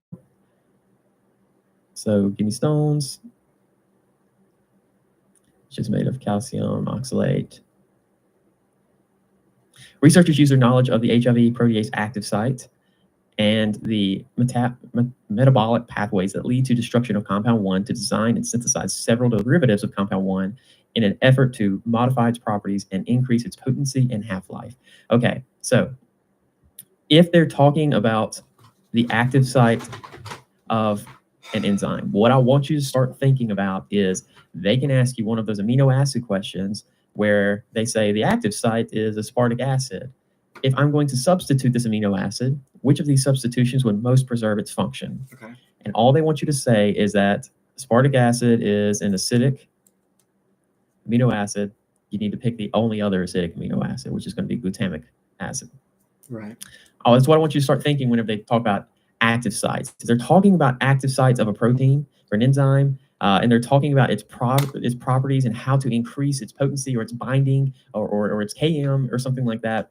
You should always be thinking the chemistry of amino acids, because that's just how they test it all the time. And that's why you hear colloquially that amino acids are huge on the MCAT, and it's because they're tested in like 50,000 different ways. And this is just one of the main different ways that they're tested. But you will see a question like that on your real MCAT. They're very, very common. So that's it. So you notice that this passage was it was kind of shy on the relationships, but it was really heavy on the basic sciences. Sure. Okay, so now let's jump right into the questions. Okay, so question number 1. Question number 1 says compound 1 is used to treat HIV infection. Question 1. Based on its ability to act. Antagonist, because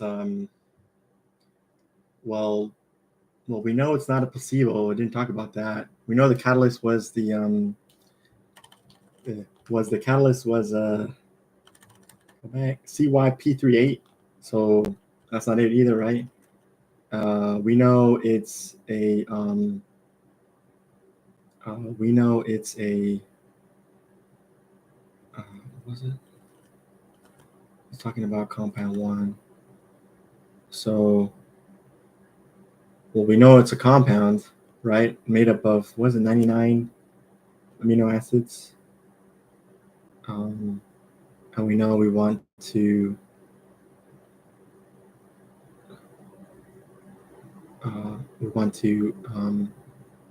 inhibit that with we want to inhibit that by using the HIV protease to inhibit the HIV, right? So, not catalyst, not placebo. So I put antagonist. Anyways, let's see what it says. So let's see if we can find that. Let's see if I have an answer choice that as I increase compound 1, my HIV protease goes down. An agonist. Answer choice A. Well, what does an agonist do? An agonist would say as I increase compound 1, that would lead to an increase in HIV protease, right? Oh, okay. That is not what we have. So I'll say I don't really like answer choice A. So probably not A. B says an antagonist. That would say as I increase compound 1, that leads to a decrease in HIV protease. I mean, that's pretty much what our flowchart said. So I kind of like B, so maybe. C would say that as I increase compound 1, there's really no change to HIV protease, so maybe not C. And then D says a catalyst, which would basically be as I increase compound 1 to a certain threshold, then I would experience a faster rate of HIV protease conversion or something like that. And we just don't have any support for that. So I don't like answer choice D either, and B would be correct. Pretty easy one. And so even though our flowchart was very thin, compound 1 decreases HIV protease.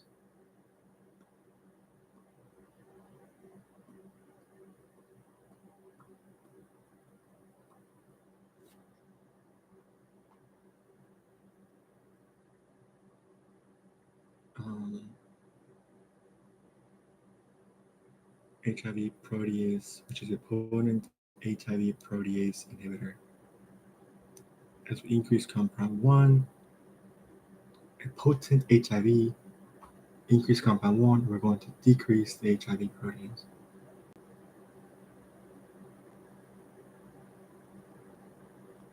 Yeah. So, did I understand right? it still got some free question. Antagonist? Well, he just went over it. You're good, Stephanie. You're fine. Don't worry about it. We're okay. He just went over it, so that makes sense, right? I mean, let's go back over it again. How did he know? Let me see real quick. Hold on. I want to see when he wrote it down. Is compound 1, shown in figure 2, which is a potent HIV protease inhibitor. Okay, so that's a little bit of a relationship. It's a potent HIV protease inhibitor. Potent HIV. So these molecules protease enzyme transition as one such molecule to. Okay. Protease. Now we get. Yeah, protease inhibitor. Protease. Lyase. No. Protease. Into some relationships. We have compound 1, so I'm just going to say comp 1 leads to increased comp 1 leads to decreased HIV protease because it's an HIV protease inhibitor, right? Comp 1 is increase in comp 1 is a decrease in HIV protease.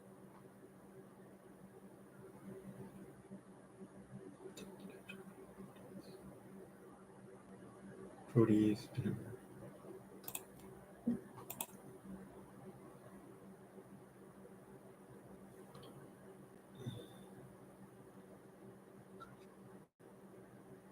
Decrease in HIV protease. Then they're going to show us the here.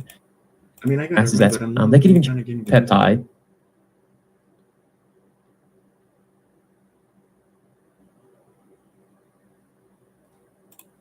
And so what they very well, why we are targeting this one, this is something that the MCAT does a lot. Okay, fertile protease. Okay, this is an example of something that's not a basic science. It doesn't even have a title. How about that? It says HIV protease. Okay, protease is a basic science, right? It's enzyme that cuts a protein. Is an example. Right. An enzyme that cuts a protein. I mean, I know that. Enzyme that cuts a protein. Example of an aspartyl protease. Okay, this is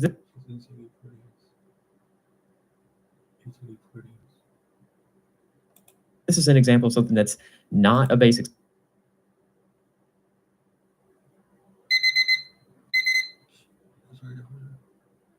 The decision was targeted for structure-based drug design in order to treat HIV infection.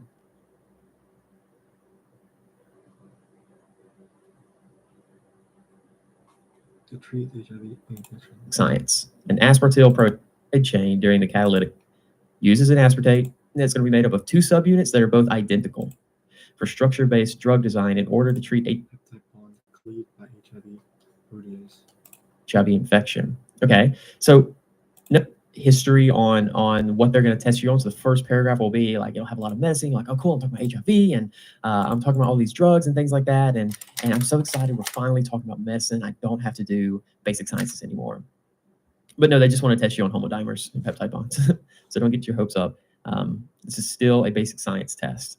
Reason, well, I mean, that's all we really know, because this basic science asks a question, figure up the amino acids. So it's something that you're not even going to waste time trying to figure out what amino acids that's between, because I'm either going to get asked that question or I'm not. If I get asked that question, I know exactly where to go to. But if I don't get asked that question, which molecule is compound 1? Shown in figure 2, which have increased comp 1 leads to decreased. Hold on, guys. Hold on. Where's my...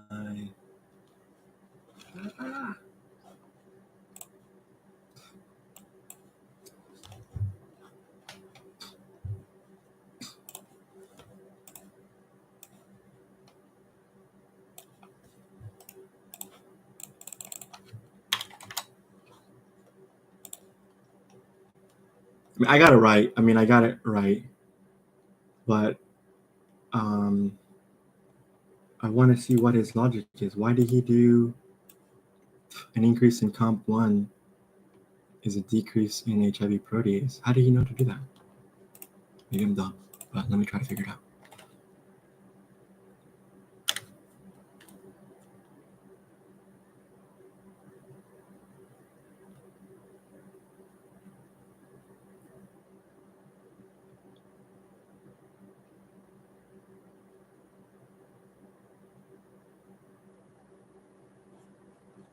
Does anybody know? Am I dumb? Thank you, Emma. Thank you so much, Emma.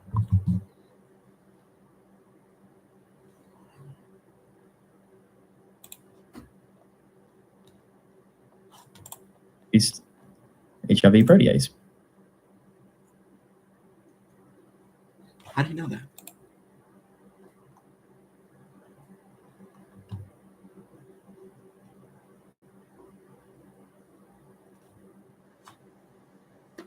Increasing COMP1 will decrease HIV protease.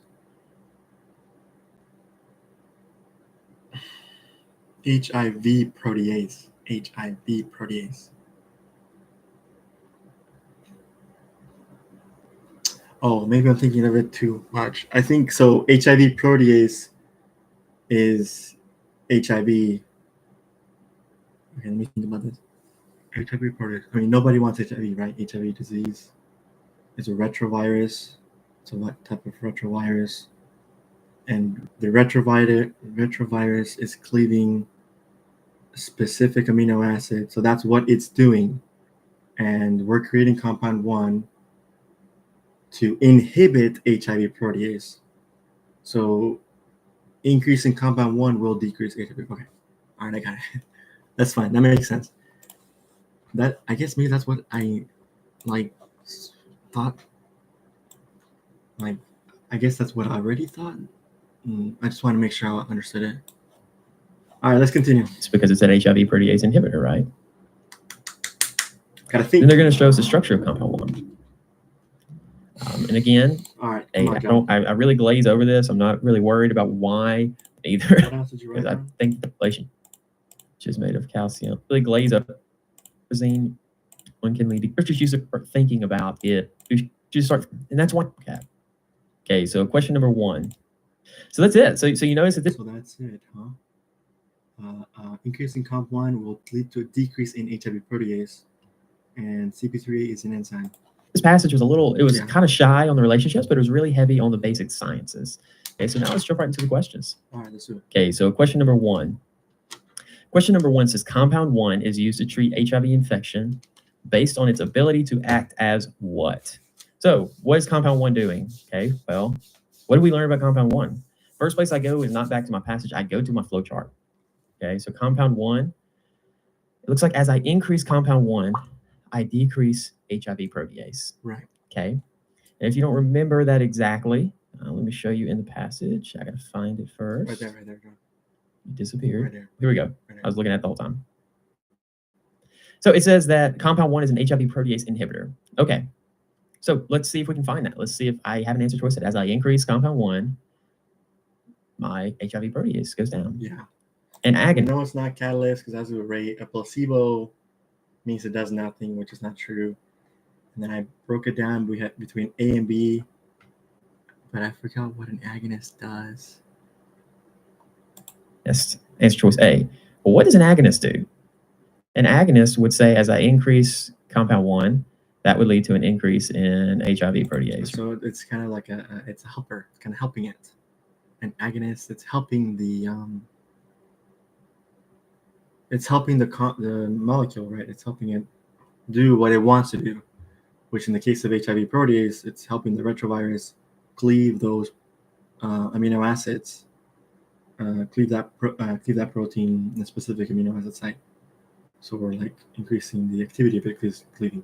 But in this case, that's not true because we are creating compound 1 to inhibit the HIV protease, so it's antagonist. That's right. That is not what we have. Yes. So I'll say I don't really like answer choice A. So probably not A. B says an antagonist. That would say as I increase compound 1, that leads to a decrease in HIV protease. That's exactly what we have. I mean, that's pretty much what our flowchart said. So I kind of like B. So maybe. C would say that as I increase compound 1, there's really no change to HIV protease, so maybe not C. And then D says a catalyst, which would basically be as I increase compound 1 to a certain threshold, then I would experience a faster rate of HIV protease conversion or something like that. And we just don't have any support for that. So I don't like answer choice D either, and B would be correct. I got B. Pretty easy one. And so even though our flowchart was very thin, it still got a free question right there. All right. Number 2 says how many, I told you this one more. How many stereoisomers of compound 1 exists? I forgot my okay, what's that saying? I forgot That's saying, hey, let's look at the structure of compound 1. Let's find how many chiral centers it has, label that as N, and use the formula 2 to the N is equal to stereoisomers. Oh man. I actually had a question similar to this on my real MCAT. Okay, well, we haven't gone over this yet. Hopefully we'll go over in the future, and then I can memorize this as I go. I'm reviewing over the OChem stuff with Khan Academy, but I didn't get this one right because I forgot about this. But I know, well, let's just go. That's fine. And for some reason, so what do you say? It's what? Formula to the and okay, what's formula. Chiral centers it has, label that as N, right. and use the formula to the N is equal to stereoisomers. To the stereoisomer. Okay. I actually had a question similar to this on my real MCAT. And for some reason, I think I whiffed on it. But it's very easy now. I've learned my lesson. Okay, so we've got. I loved it. I really like it. Thanks so much. Amazing. Yeah, thank you so much. Maybe for David. Oh, really? Thank you. This is too hard. Thank you. Oh, that's right. Thank you. No, this is too hard. You're fine. Oh, okay. Thank you. Okay. Babe, Yeah. did you get a peroxide? What happened? You cut yourself? No. Where? I was What? grinding. You burned yourself? I was grinding the potatoes. What did you do? You burned yourself? Jesus, babe, be careful, please. We're grinding the potatoes. Okay, well, just be careful. Yeah. Let me finish with him real quick, and then I can help you. You want to help you right now? Mhm. No? Okay.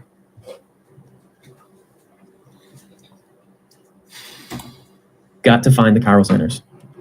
So what a chiral center is it's a carbon that is connected to 4 different groups. I could have got this one right. Glycine is achiral because it has 2. Oh, I knew this. I knew this, but I didn't know the formula. So I guess maybe I still wouldn't have figured it out. Okay, so if you have 2 hydrogens, that's not a chiral center. If you have and he used the exact same example. 2 of your branches are connected to Taco Bell, that's not a chiral center because they have 2 of the things that are the same. 2 Taco Bells, not chiral. Okay, so we're looking for which of these are unique. They're connected to 4 different unique branches. Okay, so I see one. I'm gonna use lime green because why not? Here's one right here, Where we looking, John? right? Because it's connected to this guy, this guy, this guy, and a hydrogen in the back. What about this one? No, that's not one, right? Because Hold on, John. You it's gotta connected, slow it down. right? Because it's connected to this guy. We're looking where? Where are we looking, John? Branches. Okay, so I see one. I'm gonna use lime green because why not? Here's one right here, Okay. right? Because it's connected to this guy, this guy, This guy, and this guy, and a hydrogen in the back. and the hydrogen in back. Back. Ooh, okay, sure. I guess so. So this is what? What are we saying this is? What about this one? No, that's not one, right? Because Would you it's say connected. this one? Why not? Okay, so we're looking for Too loud. which of these are unique. Yeah, okay. They're connected to 4 different unique branches. Okay, Sure. so I see one. I'm gonna use lime green because why not? Here's one right here, right? Because it's connected to this guy, this guy, this guy, and a hydrogen in the back. What about this? Oh, I see. That is a chiral.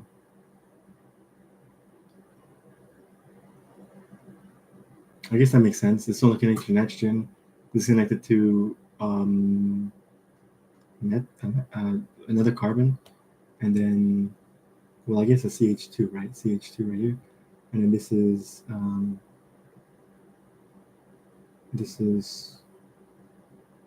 well, this carbon here with all this, and the hydrogen back. So yeah, that's a chiral. This one.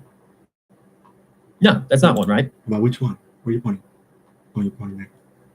No, that's not one because they're all the same thing. Well, 3 of them are. Because it's connected to 3 of the same substituents. It has 3 methyl groups. And if you have 2 identical substituents, you are not chiral. So maybe not that one. What about Let's this guy? go. Yeah, for sure. What about that guy? What about this guy? That guy is for sure. That's chiral. That is chiral? Huh? Huh? Excuse me. This is going to be chiral. This guy's chiral.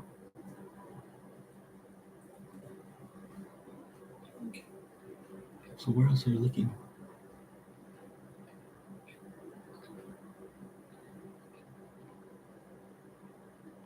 How is this one chiral? Thought we have here CH2, CH2, H, and the hydroxyl group here. So wouldn't these two be achiral? I mean, wouldn't this carbon be achiral? Because we have two of the same groups right here. Or am I not thinking about it correctly? It's connected 4 different ones. I mean, this one makes sense, right? We have this group. Oh, we have this here. Maybe I'm looking at also what it's attached to. Because then that would make sense.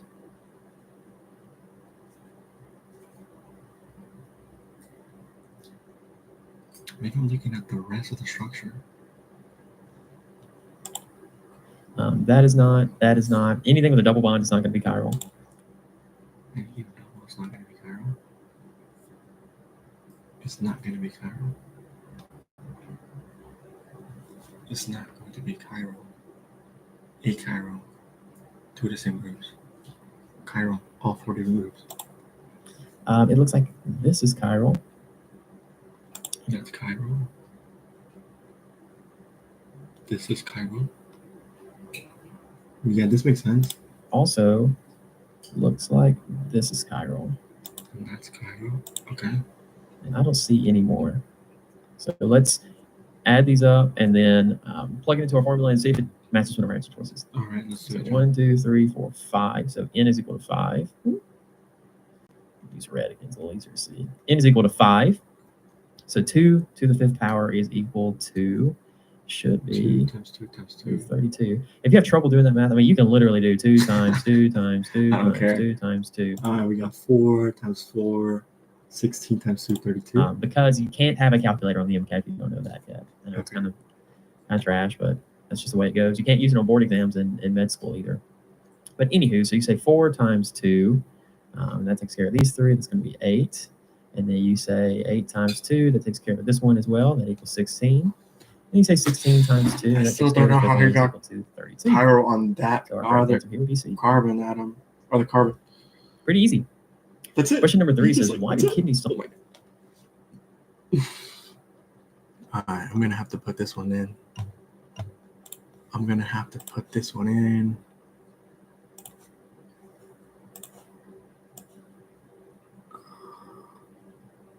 Whoops.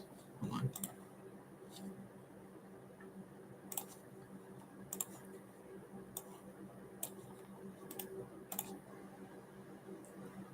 Yeah, I'll just go to the next one. Zones form in some individuals treated with compound 1.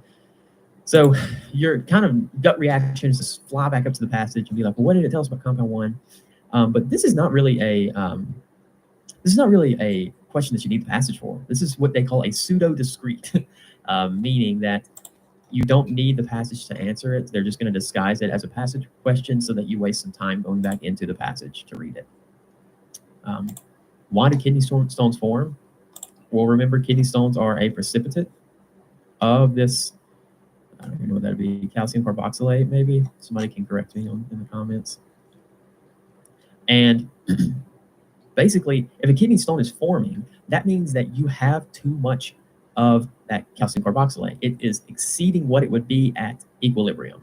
Okay, and so if you are exceeding what you would be at equilibrium, then that's going to mean that our Q, or which is going to be the value of our two times each other, is greater than it would be at equilibrium. So which of these is saying that? Let's see. I guess it would be calcium times C2O4 minus is greater than KSP. There's only one answer choice that says that. It's going to end up being B. So that's a pseudo-discrete. Ah. But let's go back because I wanted to see his logic into how he knew that these were the reactants, right? That takes care of these three. That's going to be 8. And then you say 8 times 2. That takes care of this one as well. That equals 16.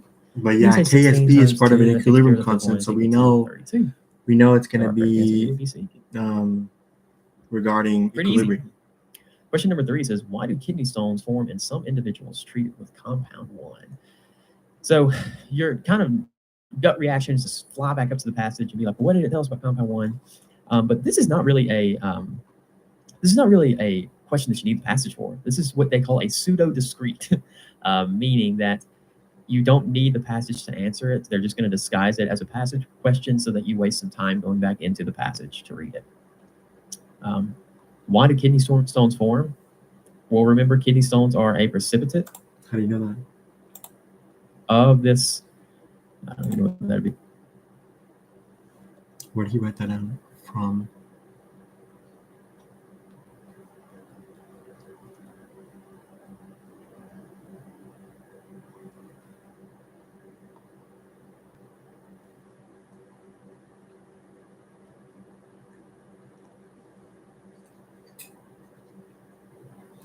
One of the main side effects of a prolonged use of compound 1 is the formation of kidney stones.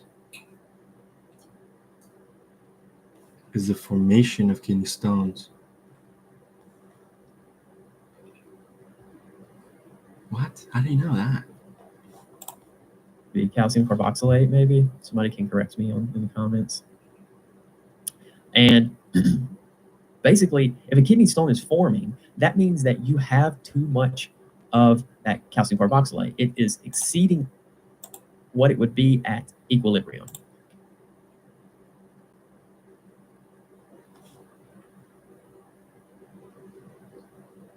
Oh, okay, I got it. Okay, because compound 1 is already on the reactant side of the reaction 1, we know that as we increase compound 1, we're increasing calcium carboxylate. What is it? Carboxylate? So compound 1 goes along with this increase in the kidney stones. So it's on the reactant side. So we're increasing Q.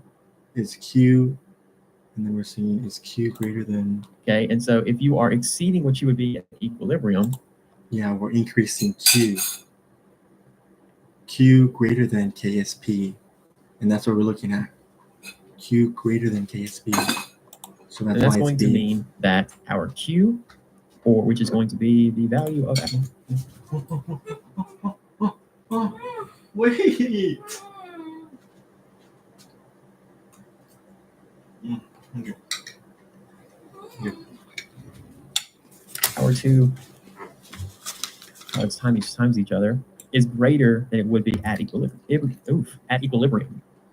So which of these is saying that? Let's see. I guess it would be it's B. Calcium times C2O4 minus is greater than KSP. Yeah, I missed it. So one choice that says that it's going to end up being B. Believe it? So that's a pseudo-discrete. Believe it? It's pretty straightforward. Can you believe that? I can try to explain this a little bit better. I can't believe you've done this. At equilibrium, you're going to have a certain amount of. I can't believe. I gotta show you guys. Let me show the viewers. I can't believe you've done this. I can't believe you've done this. They have to know. They have to know what I'm talking about. I was like, dude, you're so random. You're so weird. You're so weird, man. So basically, what I was thinking of was, oh fuck! I can't believe you've done this. Oh, fuck.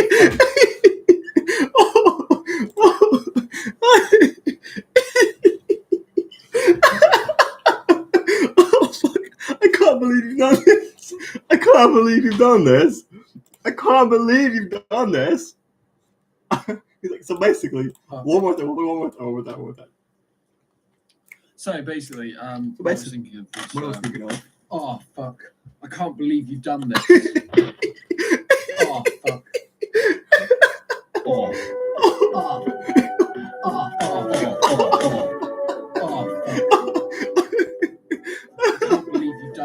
can't believe you've done this. I can't believe you've done this. All right. Now they know. Otherwise, you're rambling. You're a weirdo. Which is fine. I don't care about it, They should be able to laugh too, I won't worry. Certain ratio of products to reactants, and it's going to be referred to as your equilibrium forces. It'll basically be something with K. And we have to really pay attention to the Q cards. sometimes you see KSP. If we're talking about solubility, like we are right now. The K is the main giveaway, with the exception of K sub M, talking about binding affinity. But just write that out of your brain for now. Q is whenever you're going to measure the ratio of your products to reactants at a given time that you are not at equilibrium. So if you're going to be at equilibrium here, and we're over here, and we just do the same measurement over here, you're going to end up getting your Q. So it's any time that you're going to be finding your ratio of products to reactants when you are not at equilibrium. And if you have precipitates, then you're going to have an excess of something else over what you would have. But I think he's saying this because we know, I don't know who's still here, but anyways. Well, I think John is saying this because if you look at the reaction side, I don't know, you guys can't even see what I'm saying. But I can go back a little bit.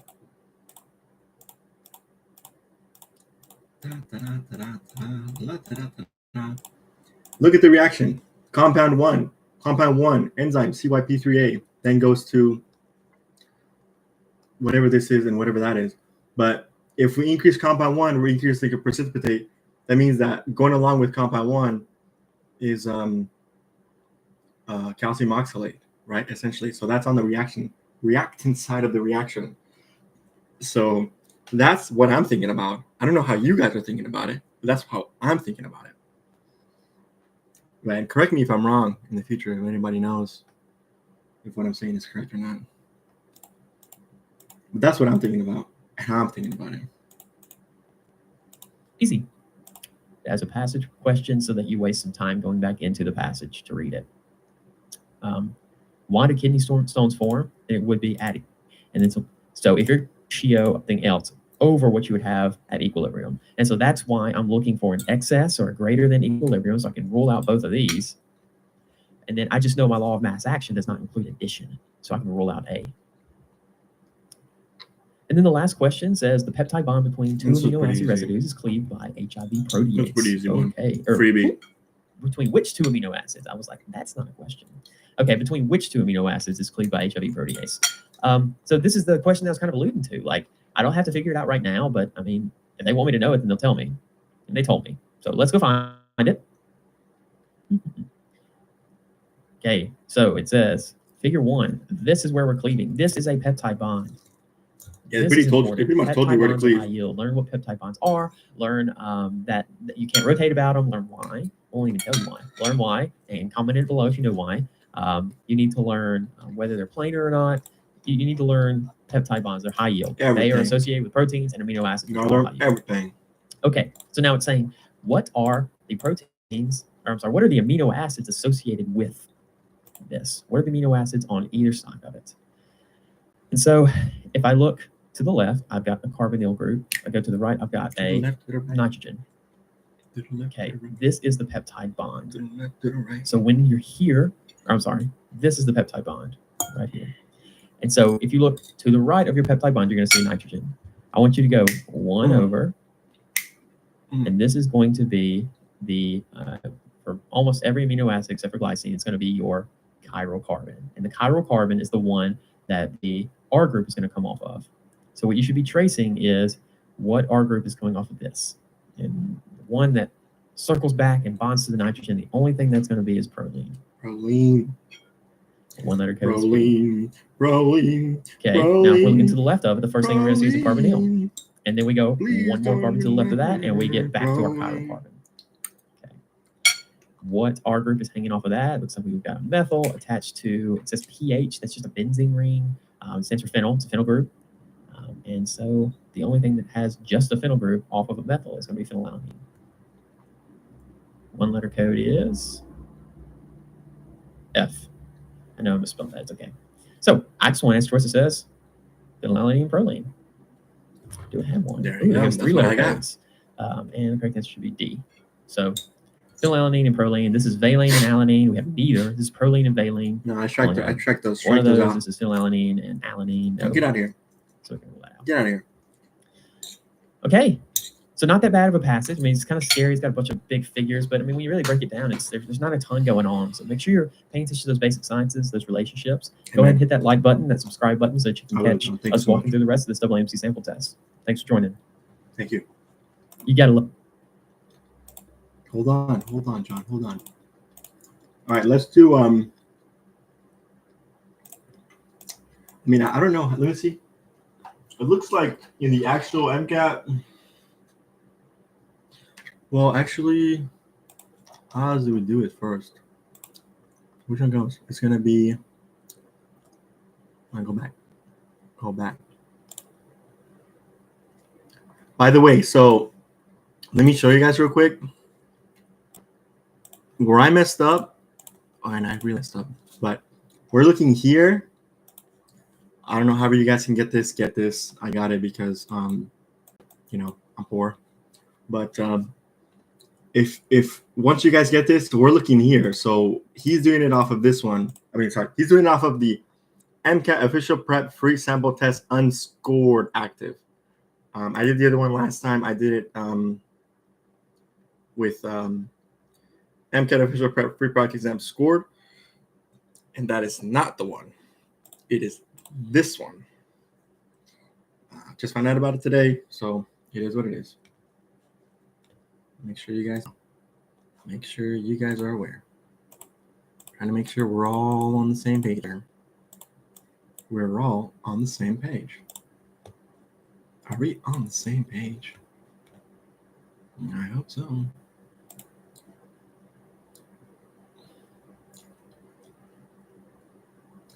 That was CP. Is that right? Is this right?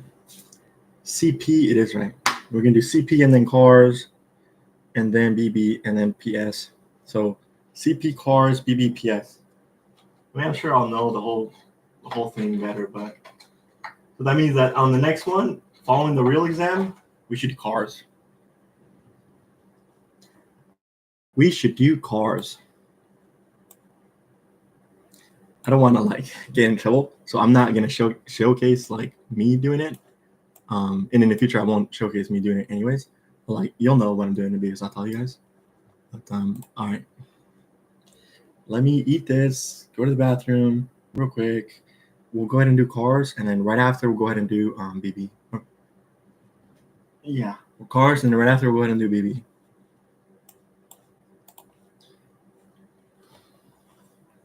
Just leave it open for now. Anybody has any questions, comments, anything they want to say? Anything they want to say?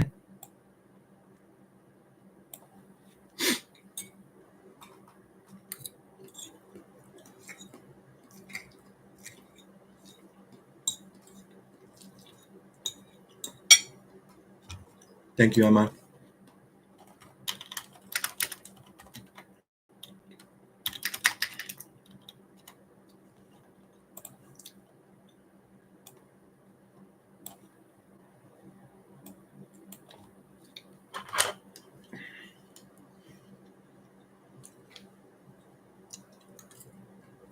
We gotta take a shower, dude. What did I say? I said eat. Let me do eat, bathroom, take a shower, and then we'll go back.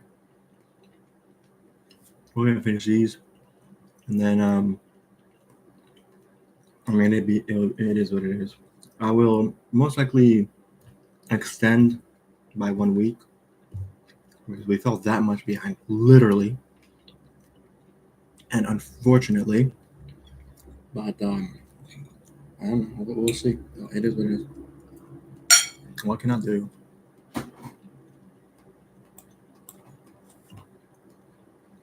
Maybe as I go through it, I mean that Cairo question was kind of. Oh, I shouldn't be looking at it. Be gone.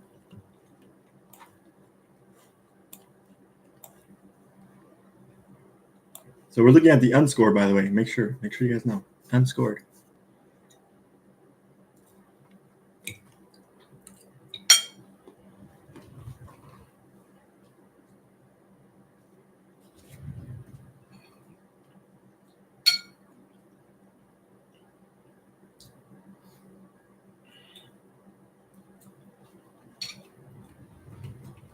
Hello, is anybody out there? Can anybody hear me?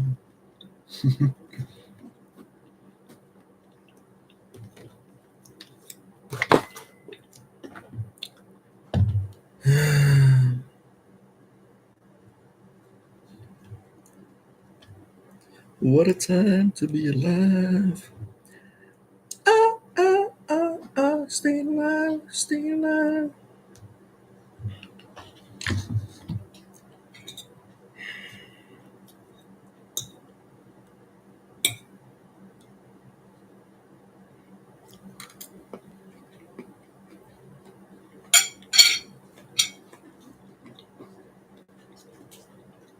This is a bummer. I was having internet problems earlier.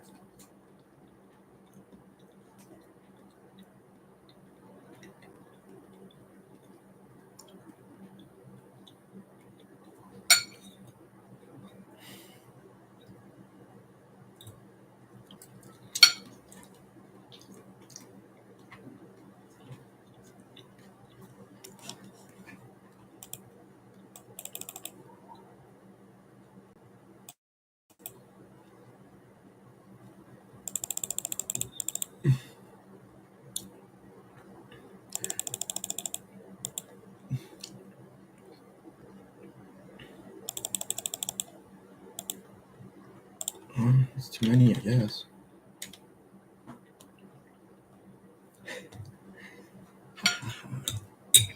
All right. Yeah, so like I said, let me take a quick shower. Maybe I'll get some I think I want some orange juice. Let me get some orange juice. Get some orange juice, use the restroom, quick shower. We'll go ahead and finish up 2 passages. And then next week will be a good week. We're gonna do Anki. Well, tomorrow, next week, tomorrow. And then continue the rest. Yep.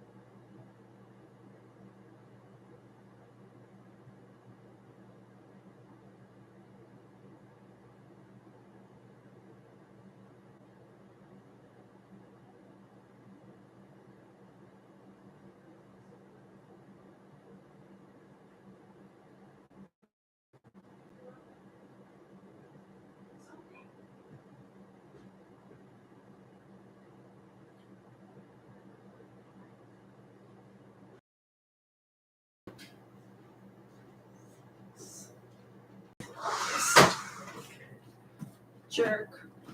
What else do I want to do? Oh, babe.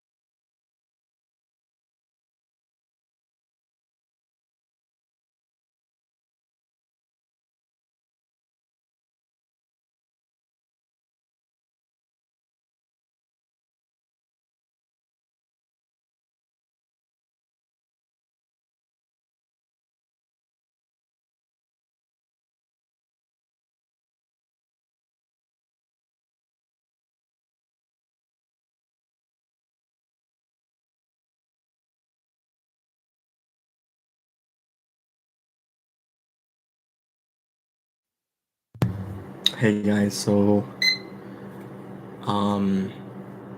finished taking a shower, as you can see. Looking pretty good, you know, not bad. Anyways, I don't really care. Let's go ahead and do the next section, which is gonna be, I have you guys on BB, but actually I think I'm actually gonna do AA. Yeah, cars. I'm actually gonna do cars. Right, because that's the breakdown. Yeah, it's cars. After CP goes cars. So let's see if you guys here. I don't want to look too much. And let's go here. Go to the product. And go to reset the task.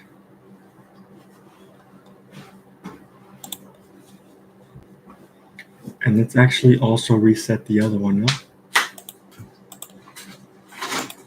This is nice. Like, the way they did this. Good job, AAMC. Very, very good job until it.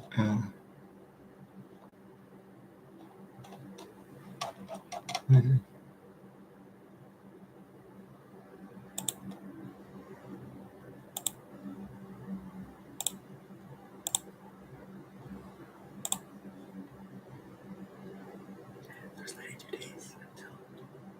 There's 92 days until July 25th. Anyways, let's go back. There's a whole bunch of stuff here that's probably pretty good.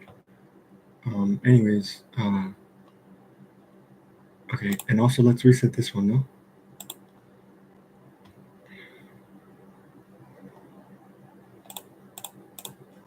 I just, let's just reset. Blah. I just reset them all. Oh, why not? Oh, why not? Okay, unscored active. Remember, it's unscored active. And then we're going to go ahead and click on it.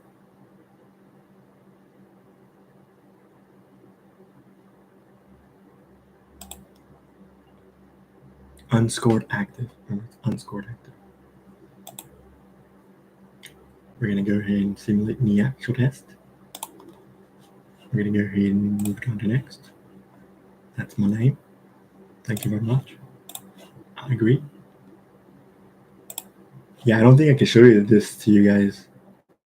Unfortunately, I don't want to get in trouble. I think maybe it's okay, but I'm really nervous. So we already did CP. So we're gonna go ahead and skip, and let's not look too much on the questions because I don't want to get adjusted to it. Thank you. We'll go ahead and stop. Continue the exam. Now this is cars.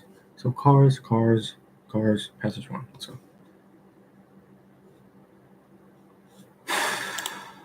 Okay. We're at 129. And there's how many questions? 7 questions. So cars, 7 questions. I think he said we have I think he said 8 minutes for?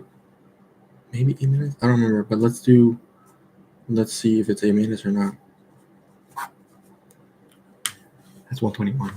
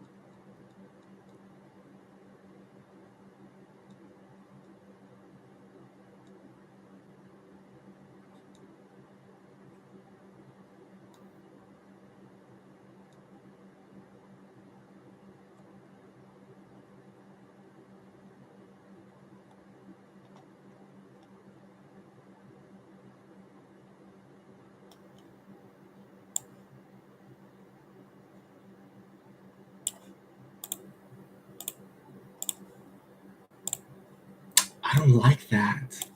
Why am I not being able to get?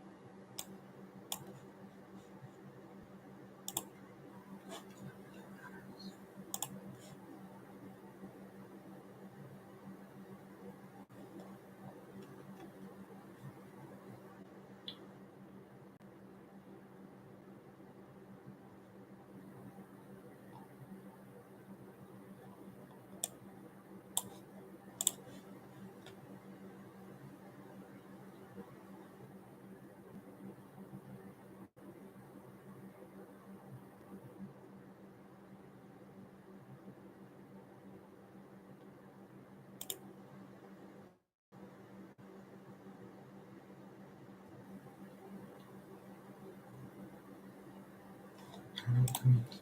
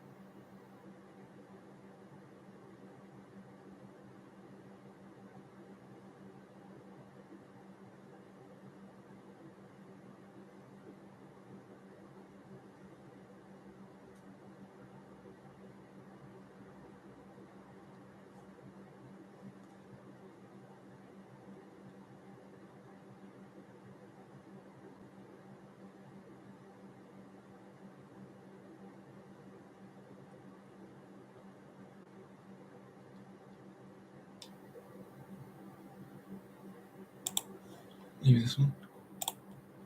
Okay. Wow, I took way too long. I gotta work on it.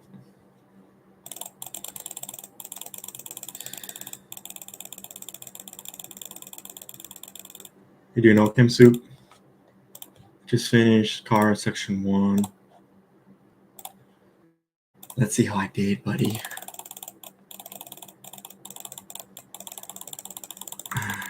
I don't like that. Like, you have to like skip each section and then you can finish the exam. But luckily, you're able to. Luckily, you're able to reset it. So, which is something John talked about. Like, you can reset as many times as you want. It doesn't really matter.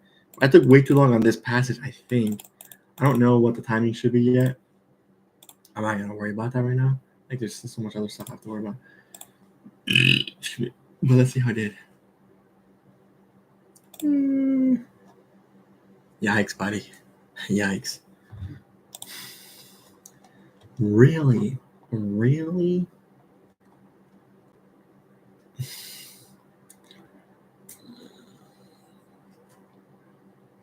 How did you understand? How did they get that from the passage?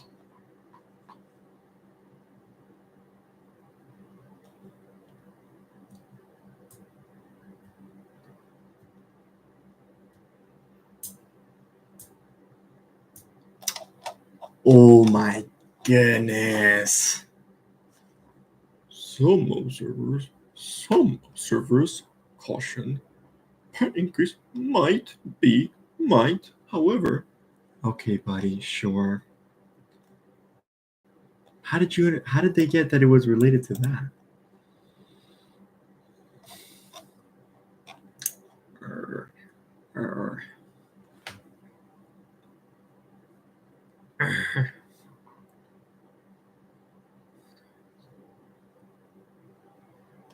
Okay, what is B again? New diagnostic needs were mistakenly identified. But that's not true. That's why I crossed it out.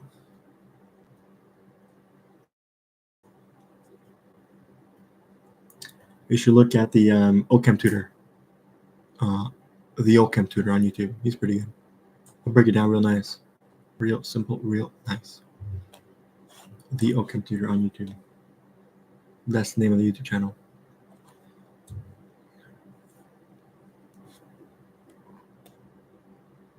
So I crossed out A, B, and C. Did the vids help? Yeah, just the OChem tutor. The OChem tutor.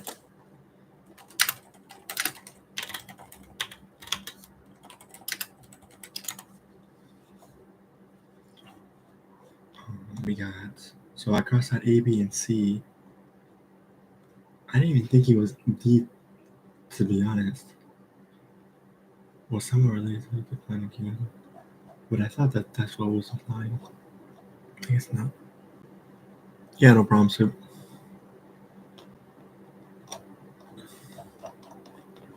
Okay, so I didn't get that one right. Oh, I got this right, though. Let's go. Failure to consider additional causes. Right. Ooh. Let's go. I got this right, too. Okay, that's pretty good. Hey, that's pretty good. Ugh. That's wrong. What happened here? What happened here? What? 1, 2, 3, 4, 5. The latest nutritional thinking has actually focused on carbs and sugars. Okay, so it was A. Huh? How do you understand that from that?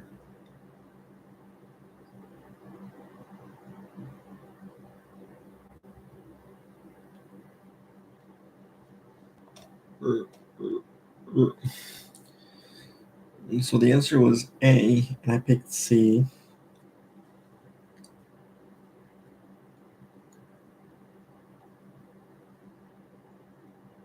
Explain what causes occur. I guess not. Dang, it's like really flat. It's like a really flat interpretation. Really flat. Pretty dense.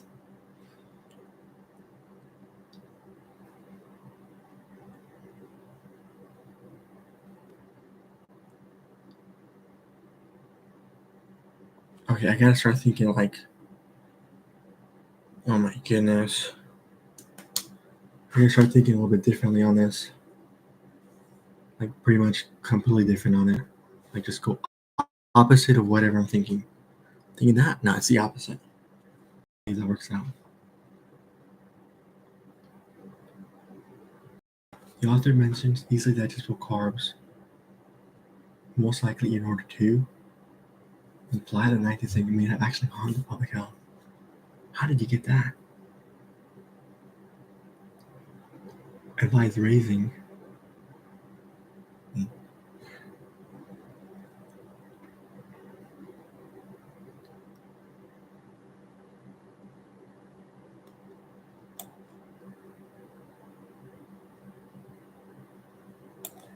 Oh, wait, really?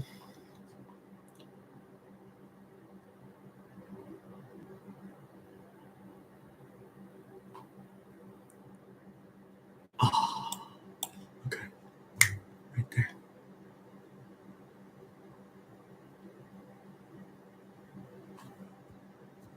Oh, I could have got this one. Okay.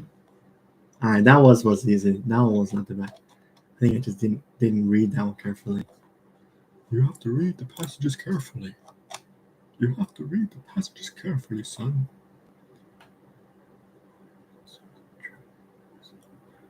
To support the exclusion about how government should promote health. This one was like, I don't really know.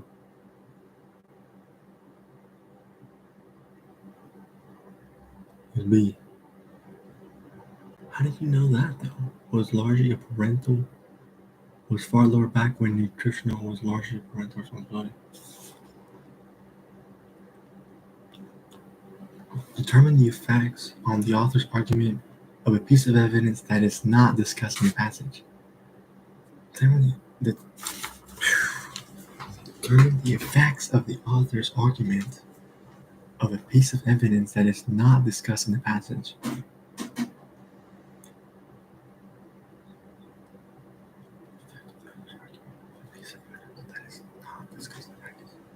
Aren't you just supposed to take stuff that's like you just read it from what you're interpreting, not stuff that's not discussed in the passage? It's not external stuff that you're not supposed to bring in.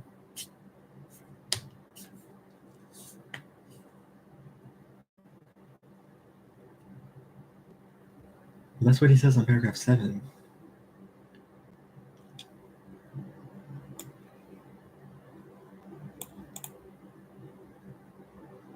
Oh, okay. I guess. Yeah, sure. I can see it, buddy. Alright, what about this one? This one was like weird. Relate what the author said in 6 to a space shuttle flight? Like, what the heck? Why?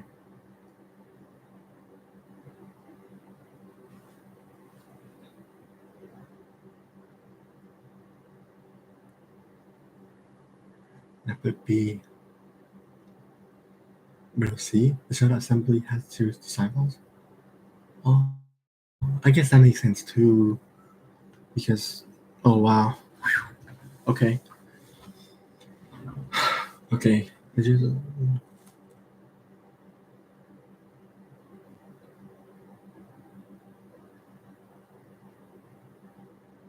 Oh yeah, okay, I can see that. That makes sense. I understand. How about this one? That the author would likely oppose legislating limiting the number of hours one can work per week.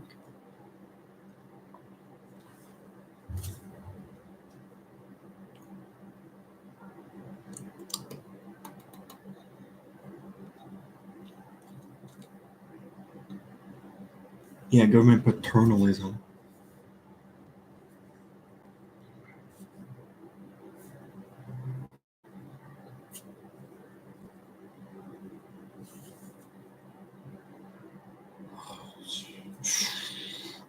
Sheesh. It's pretty dry. All right. Pretty dry and pretty flat. Let's see what John has to say about this. What do you have to say about this, John? Let's see John's card. Show me the way, John. Show me the way, John.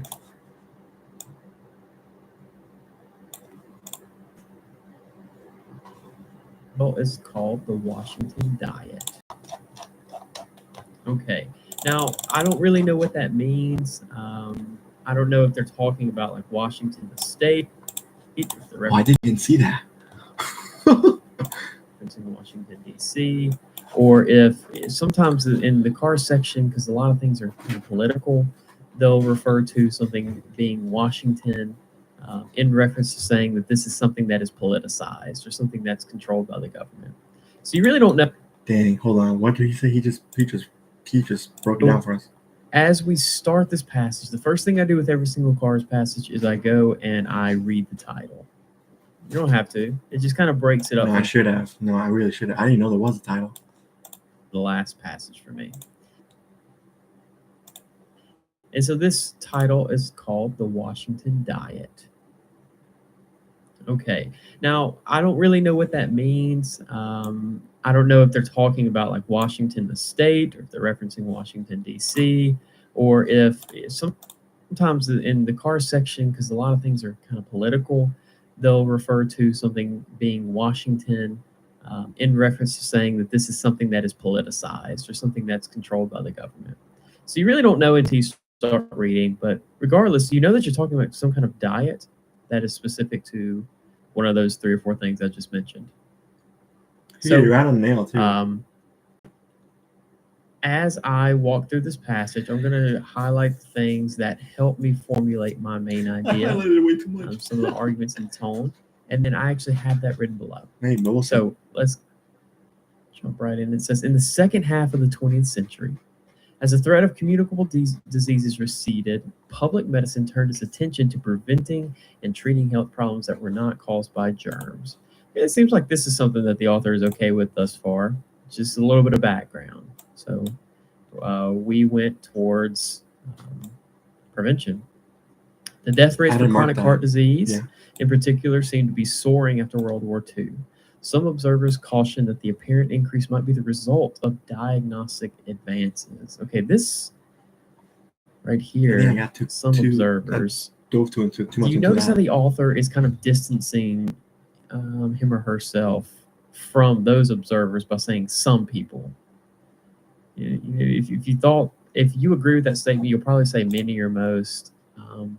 But regardless, the author is definitely distancing him or herself, regardless of whether or not World Seriously, War II got that from just that, huh? to preventing and treating health problems that were not caused by germs.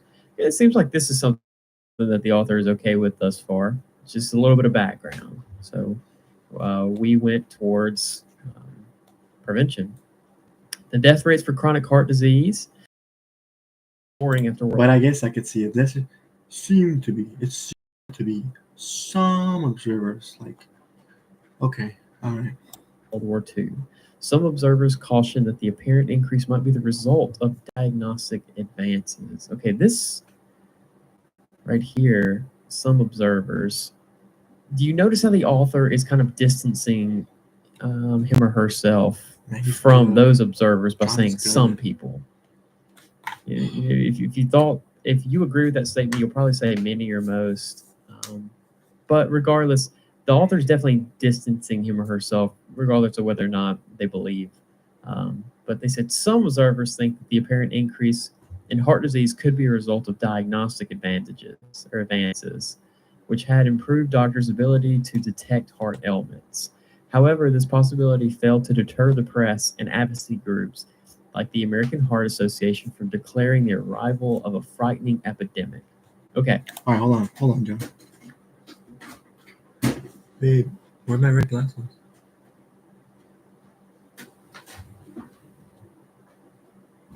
Oh, why are they over there? Actually, let me just use the black ones. It's already nighttime and I feel like it's too bright. I just took a shower, so my eyes are drying. All right, hold on, let's go back. Failed to deter the press and advocacy groups like the American Heart Association from declaring the arrival of a frightening epidemic. Okay. So the author here in this first paragraph is kind of saying, like, as we got better at medicine, we quit worrying about bacteria killing us, and we started worrying about other things like food, yeah, killing it. That's what I understood from it too. And even though some people thought that was due to the fact that we have like calcium score tests and we can do TEEs and stuff like that to better see heart problems instead of just saying, oh, this person died of like a spirit overtaking their body.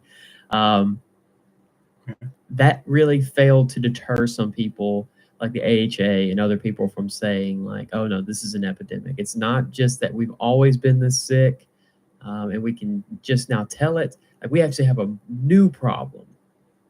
I don't know if the author agrees with that just yet, just from the framing of their words. One theory blamed the problem on the American diet, and specifically on... How was it A?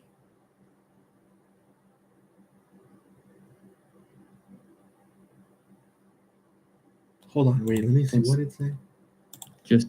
I mean, I have it here, but okay.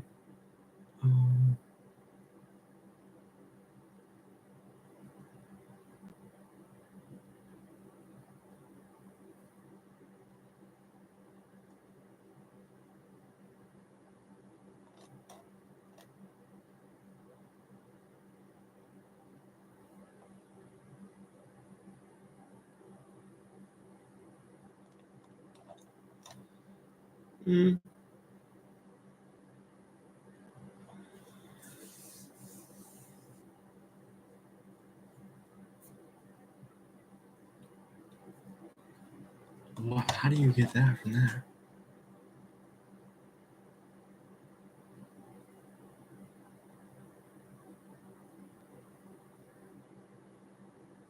Sure.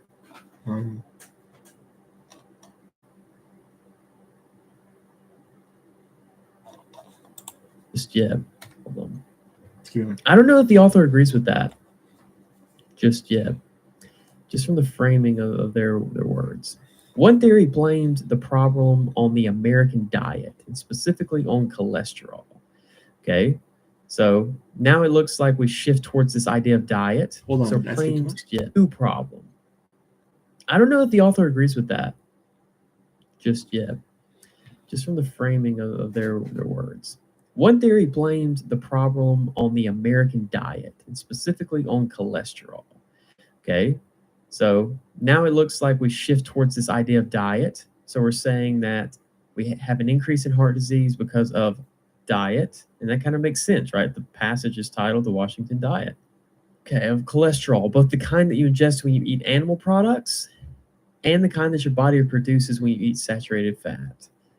After all, cholesterol is one component of the plaque that clogs arteries and causes heart attacks. Okay. Yeah. But isolating the true causes of coronary disease proved elusive. So I want to pause real quickly because this right here is a little bit sciencey.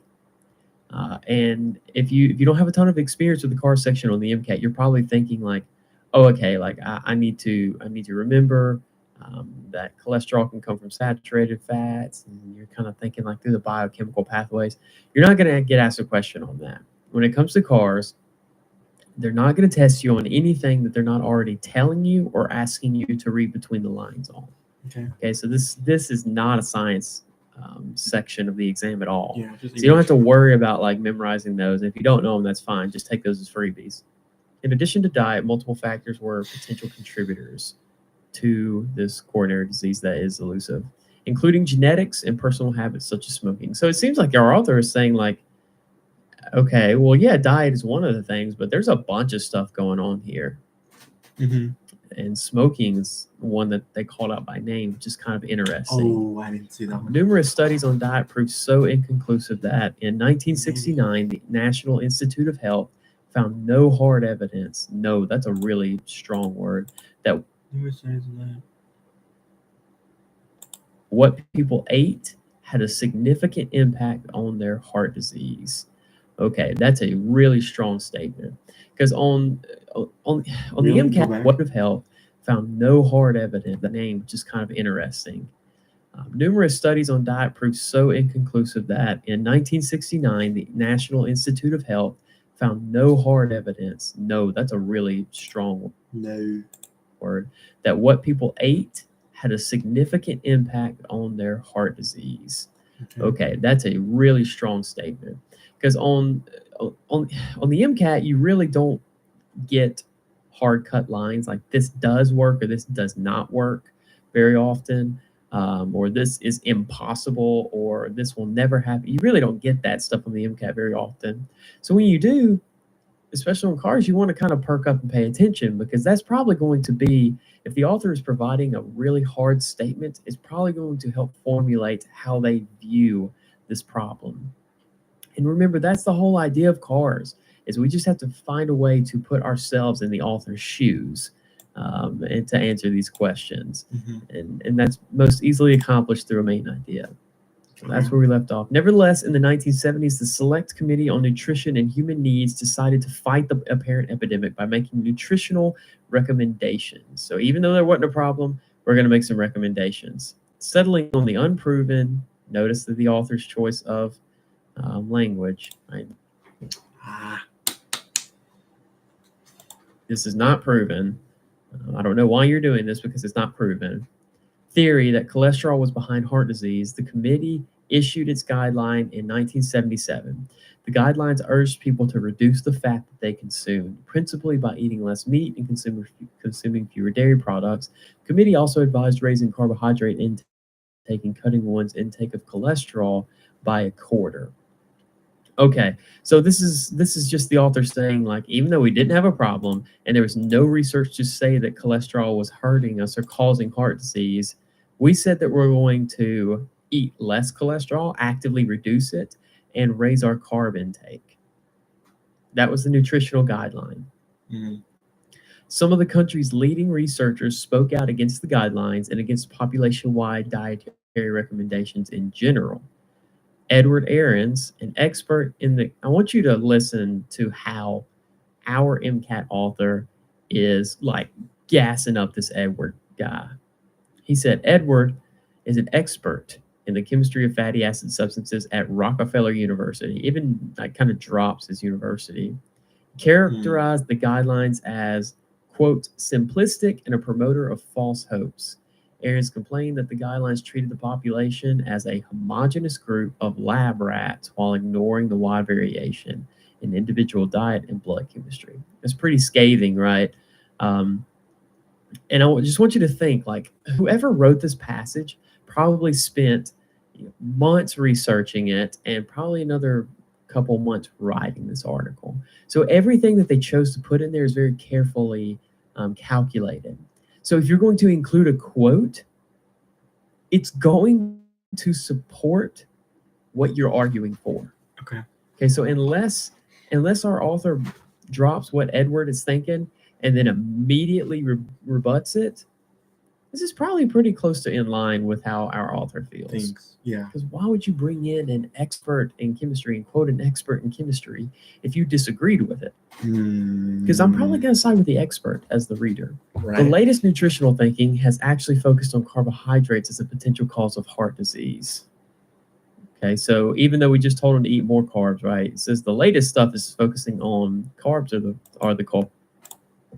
Several studies have concluded that easily digestible carbs, in particular, such as potatoes, white rice, bread from processed flour, and refined sugar, like my entire diet, make it mine too, probably.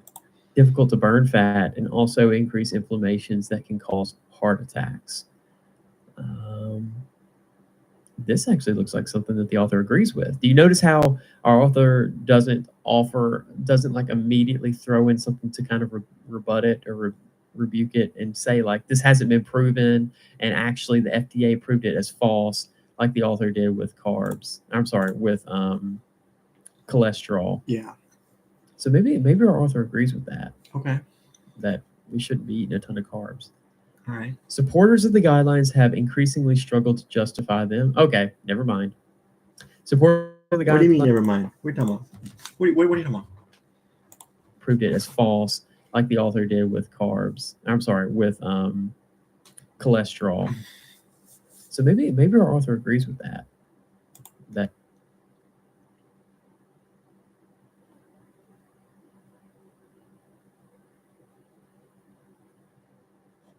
Supporters of the guidelines have increasingly struggled to justify them. Supporters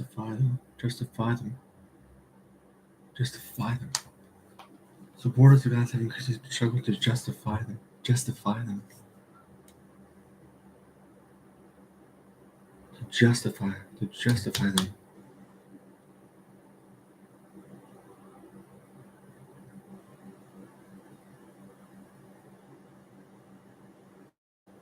Justify them. To go along with them, right? To say, like, okay, to change your mind on it, right? But how does that change that we shouldn't be eating a ton of carbs? Supporters of the guidelines have increasingly struggled to justify them. Okay, never mind.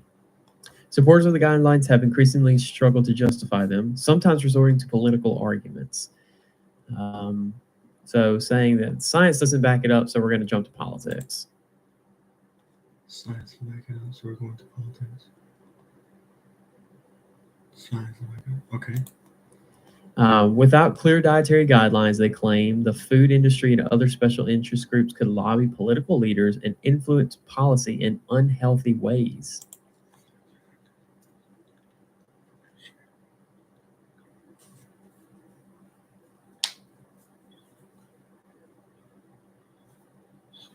Okay. So we have to have guidelines. Otherwise, people just like me will make problems just like I'm making. This argument makes sense only if you assume that the government's guidelines will be any healthy. We have to have guidelines. Otherwise, people just like me will make problems just like I'm making. This argument makes sense only if you assume that the government's guidelines will be Are we reading it? Oh, yeah, already. Any healthier. Okay, so assume the government's guidelines will be any healthier. Works if your guidelines are healthier. Mm-hmm. Supporters also argue that the government's success in persuading people to stop smoking, which was equally paternalistic. So by the paternal parents, by the parents, or argue that the government's success in persuading people to stop smoking equally paternalistic. So parents want their children to stop smoking. paternalistic, justifies its efforts to change American eating habits.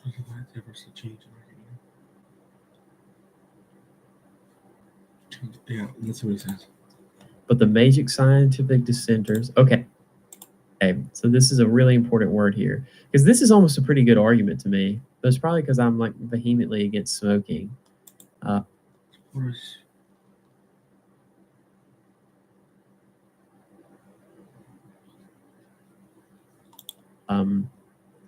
It's saying that supporters are saying, hey, not only like government can control how you eat, or the government can fund against smoking. It's saying that supporters are saying, hey, not only like government can control how you eat, or the government can fund these ads against eating because they did the same thing with like government can control how you eat, or the government can fund these ads against eating because they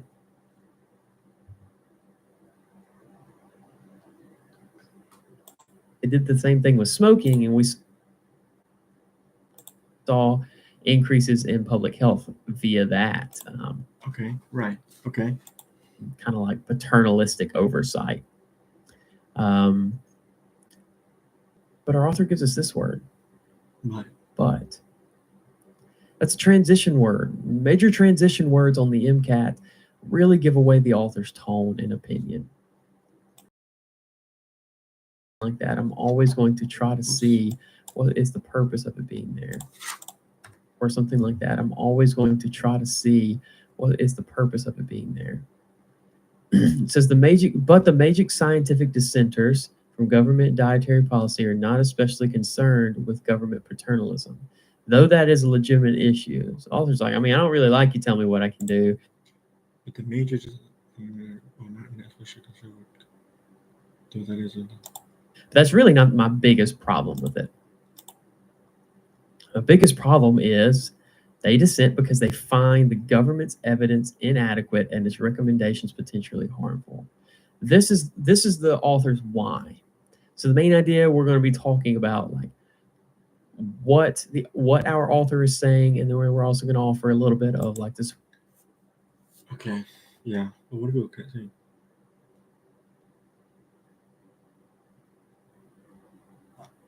Oh, I should go back to the other one. See, maybe any comments on the carbon? Supporting evidence of why the author believes that to be true. And that is going to be the why. The best thing the U.S. That's going to be the government of like the supporting evidence of why the author believes that to be true. So talking about like what our author is saying, and then we're also going to offer a little bit of like the supporting evidence of why the author believes that to be true. Right. And that is going to be the why.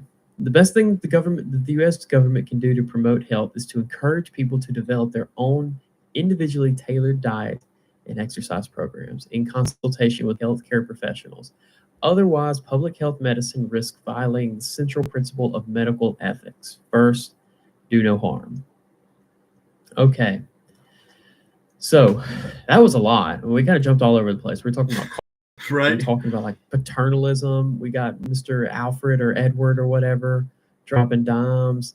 And then we get all the way back to the Hippocratic Oath of do no harm. And so how do you organize all that?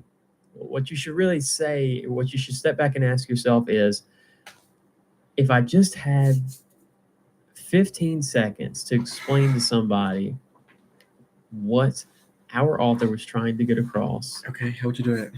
What would I say?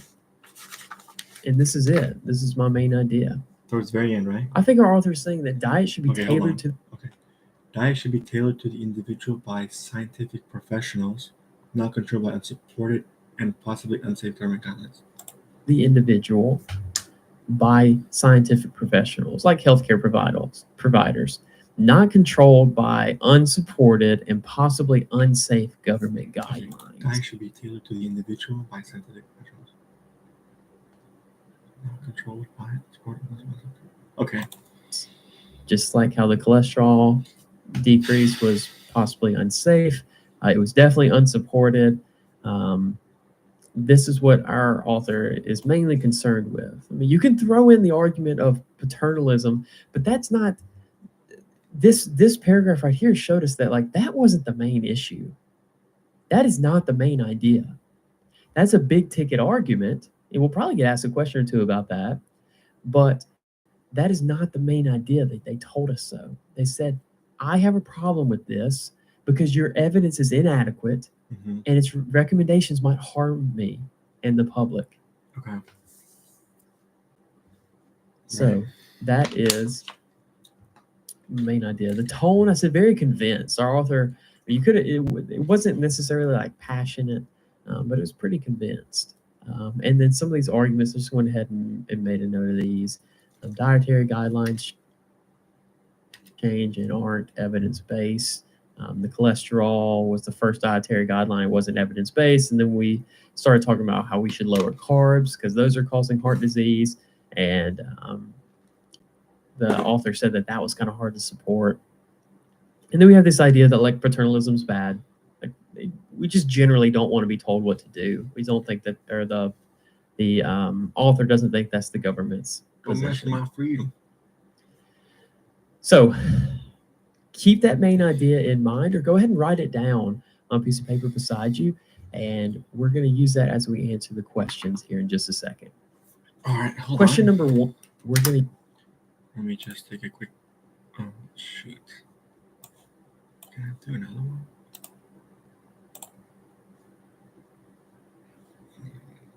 I think I might have to save it.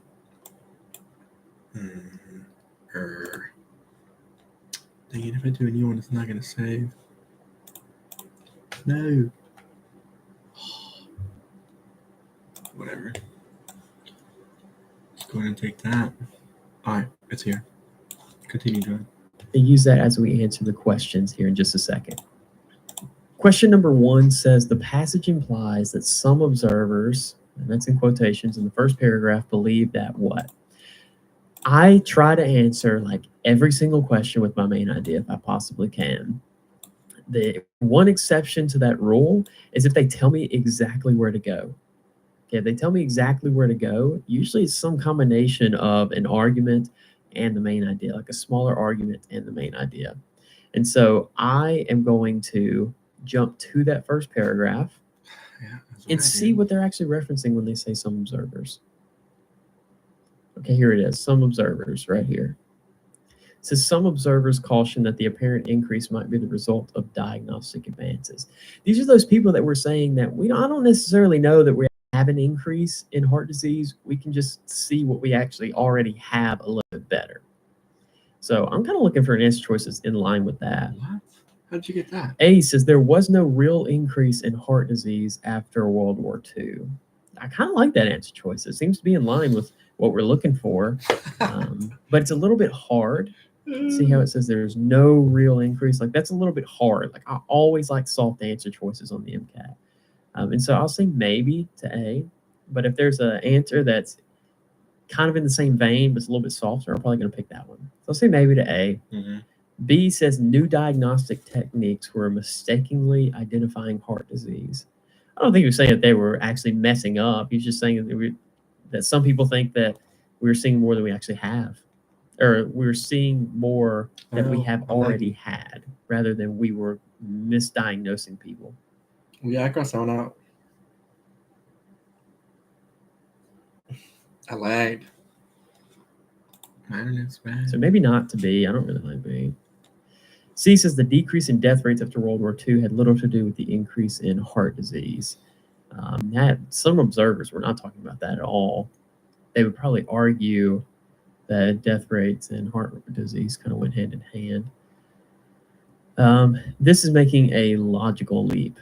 It's possible that if some observers thought that there was no real heart disease, then this increase in heart disease would not have much to do with, or I'm sorry, this increase in death rates would not have much to do with an increase in heart disease, because there was no increase in heart disease. Okay. But that's a little bit of a logical leap, okay? Because we don't really have this idea that those observers were upset about the increase in heart disease, or the increase in death rates. I'm sorry. It's kind of a tongue twister, but so I don't like C as much as A. So I'll say maybe not to C. And D says the increase in heart disease after World War II was somehow related to the decline in communicable diseases. Again, these people did not think that there was an increase in heart disease. And honestly, that's a good reason to rule out C as well. These people did not think that there was an increase in heart disease. Where did he get this? I'm missing something.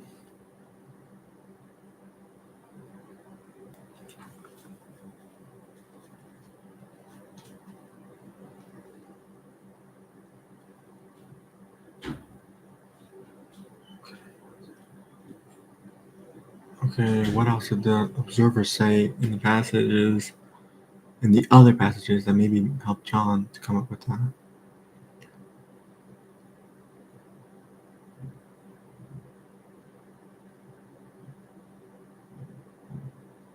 Okay, these supporters.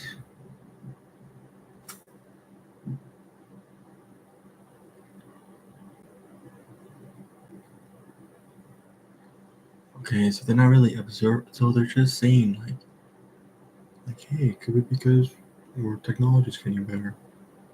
Hey, it could be because technology's getting better, not because there is a real cause, real need for a concern to look into this, right? Is that what? Where else does it say? Oh, supporters of the guy struggle to justify them. And so they go along with what the government is saying and with the guidelines.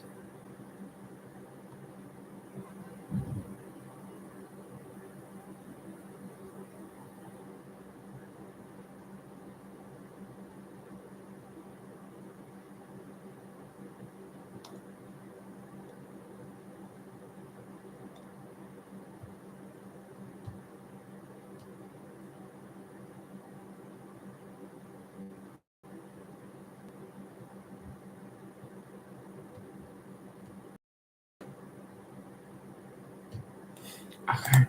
Well, they didn't think that there was an increase in heart disease. So we can rule out C and D because of that. Well, okay. Correct answer A. Number 2 says the author suggests that concluding that diet is responsible for heart disease would be okay. So I got this one correct. This is a main idea question. Let's go back to our main idea. I got D.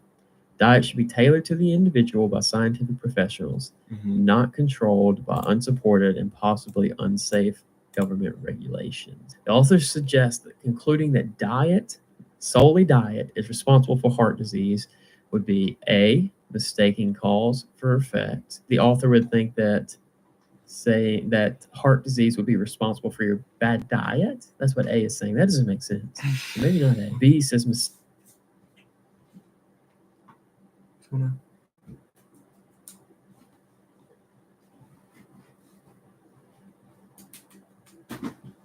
I gotta finish this one.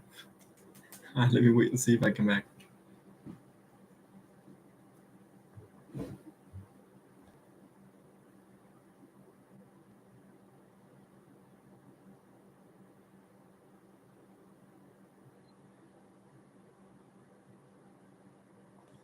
What happened?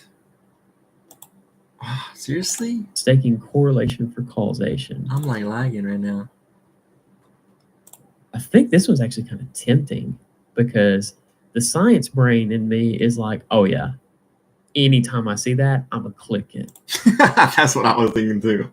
But we didn't talk about correlation here. We Yeah. didn't talk about heart None of disease that being was talked correlated to about. anything. We That's didn't why I talk picked about D. any kind of correlation. And I crossed it out. And so I'll say maybe A, B, to and B, C. but we didn't really talk about it. No, I crossed it out. And a lot of times silence on the MCAT is pretty loud. If they're not going to explicitly say it, a lot of times you don't click it. Okay. So I'll say maybe to B, But I think that I like B because the like the scientist in B is attracted to it. So say maybe to B, but maybe not. C says failing to consider a common cause. Our author made like a big argument that like the diet should be tailored. I mean, the main idea is saying that the diet should be tailored to the individual. Our purpose for tailoring it is because there's like a billion different causes. Right. There are a bunch of different contributors. He said diet's one of them, genetics, social factors, exercise. All right, author actually talked about that. So I don't think the common cause is a good idea. So maybe Sorry, not John, I got to speed you up a and little then bit. D says failing to consider additional causes. Okay, this is what I like, right? Because our main idea is we're going to tailor the diet. Why are we tailoring the diet? Because there's a bunch of different factors to take into account. Our author's going to say that if we're saying that just diet is responsible for heart disease, that X equals Y, we're failing to consider the other variables. I really shouldn't because I want to figure this out. I think I'm gonna just stop here, guys. Let's just rewind it back to maybe. Let's just rewind it back to here, and then I'm gonna sleep because I have to wake up early. Well, we'll go ahead and go do this one, and then we'll do BB tomorrow morning. We'll go through all the videos for the newer cards. Then we'll hit Anki review. Okay, yeah. So finish this. Right. Then do the next section. Review the next section with John. Same video, or the next video, which is this one. I'm going to go ahead. Which is this one, and then we'll do the other videos that I have that I need to review, and then we'll do the Anki review, all the Anki decks. I don't know, 100 cards maybe, 150, however much it is, and then we'll go ahead and do the 4 lessons tomorrow. Wait the 4 lessons tomorrow. So I'm gonna call it here because it's late. I don't know if you guys can see what time it is. It's pretty late, my guys. All the stuff that I have from university. All right. Thank you so much, everyone. See you guys tomorrow. Take care, Jack, Soup, Calvin, Stephanie, Emma. Bye, guys.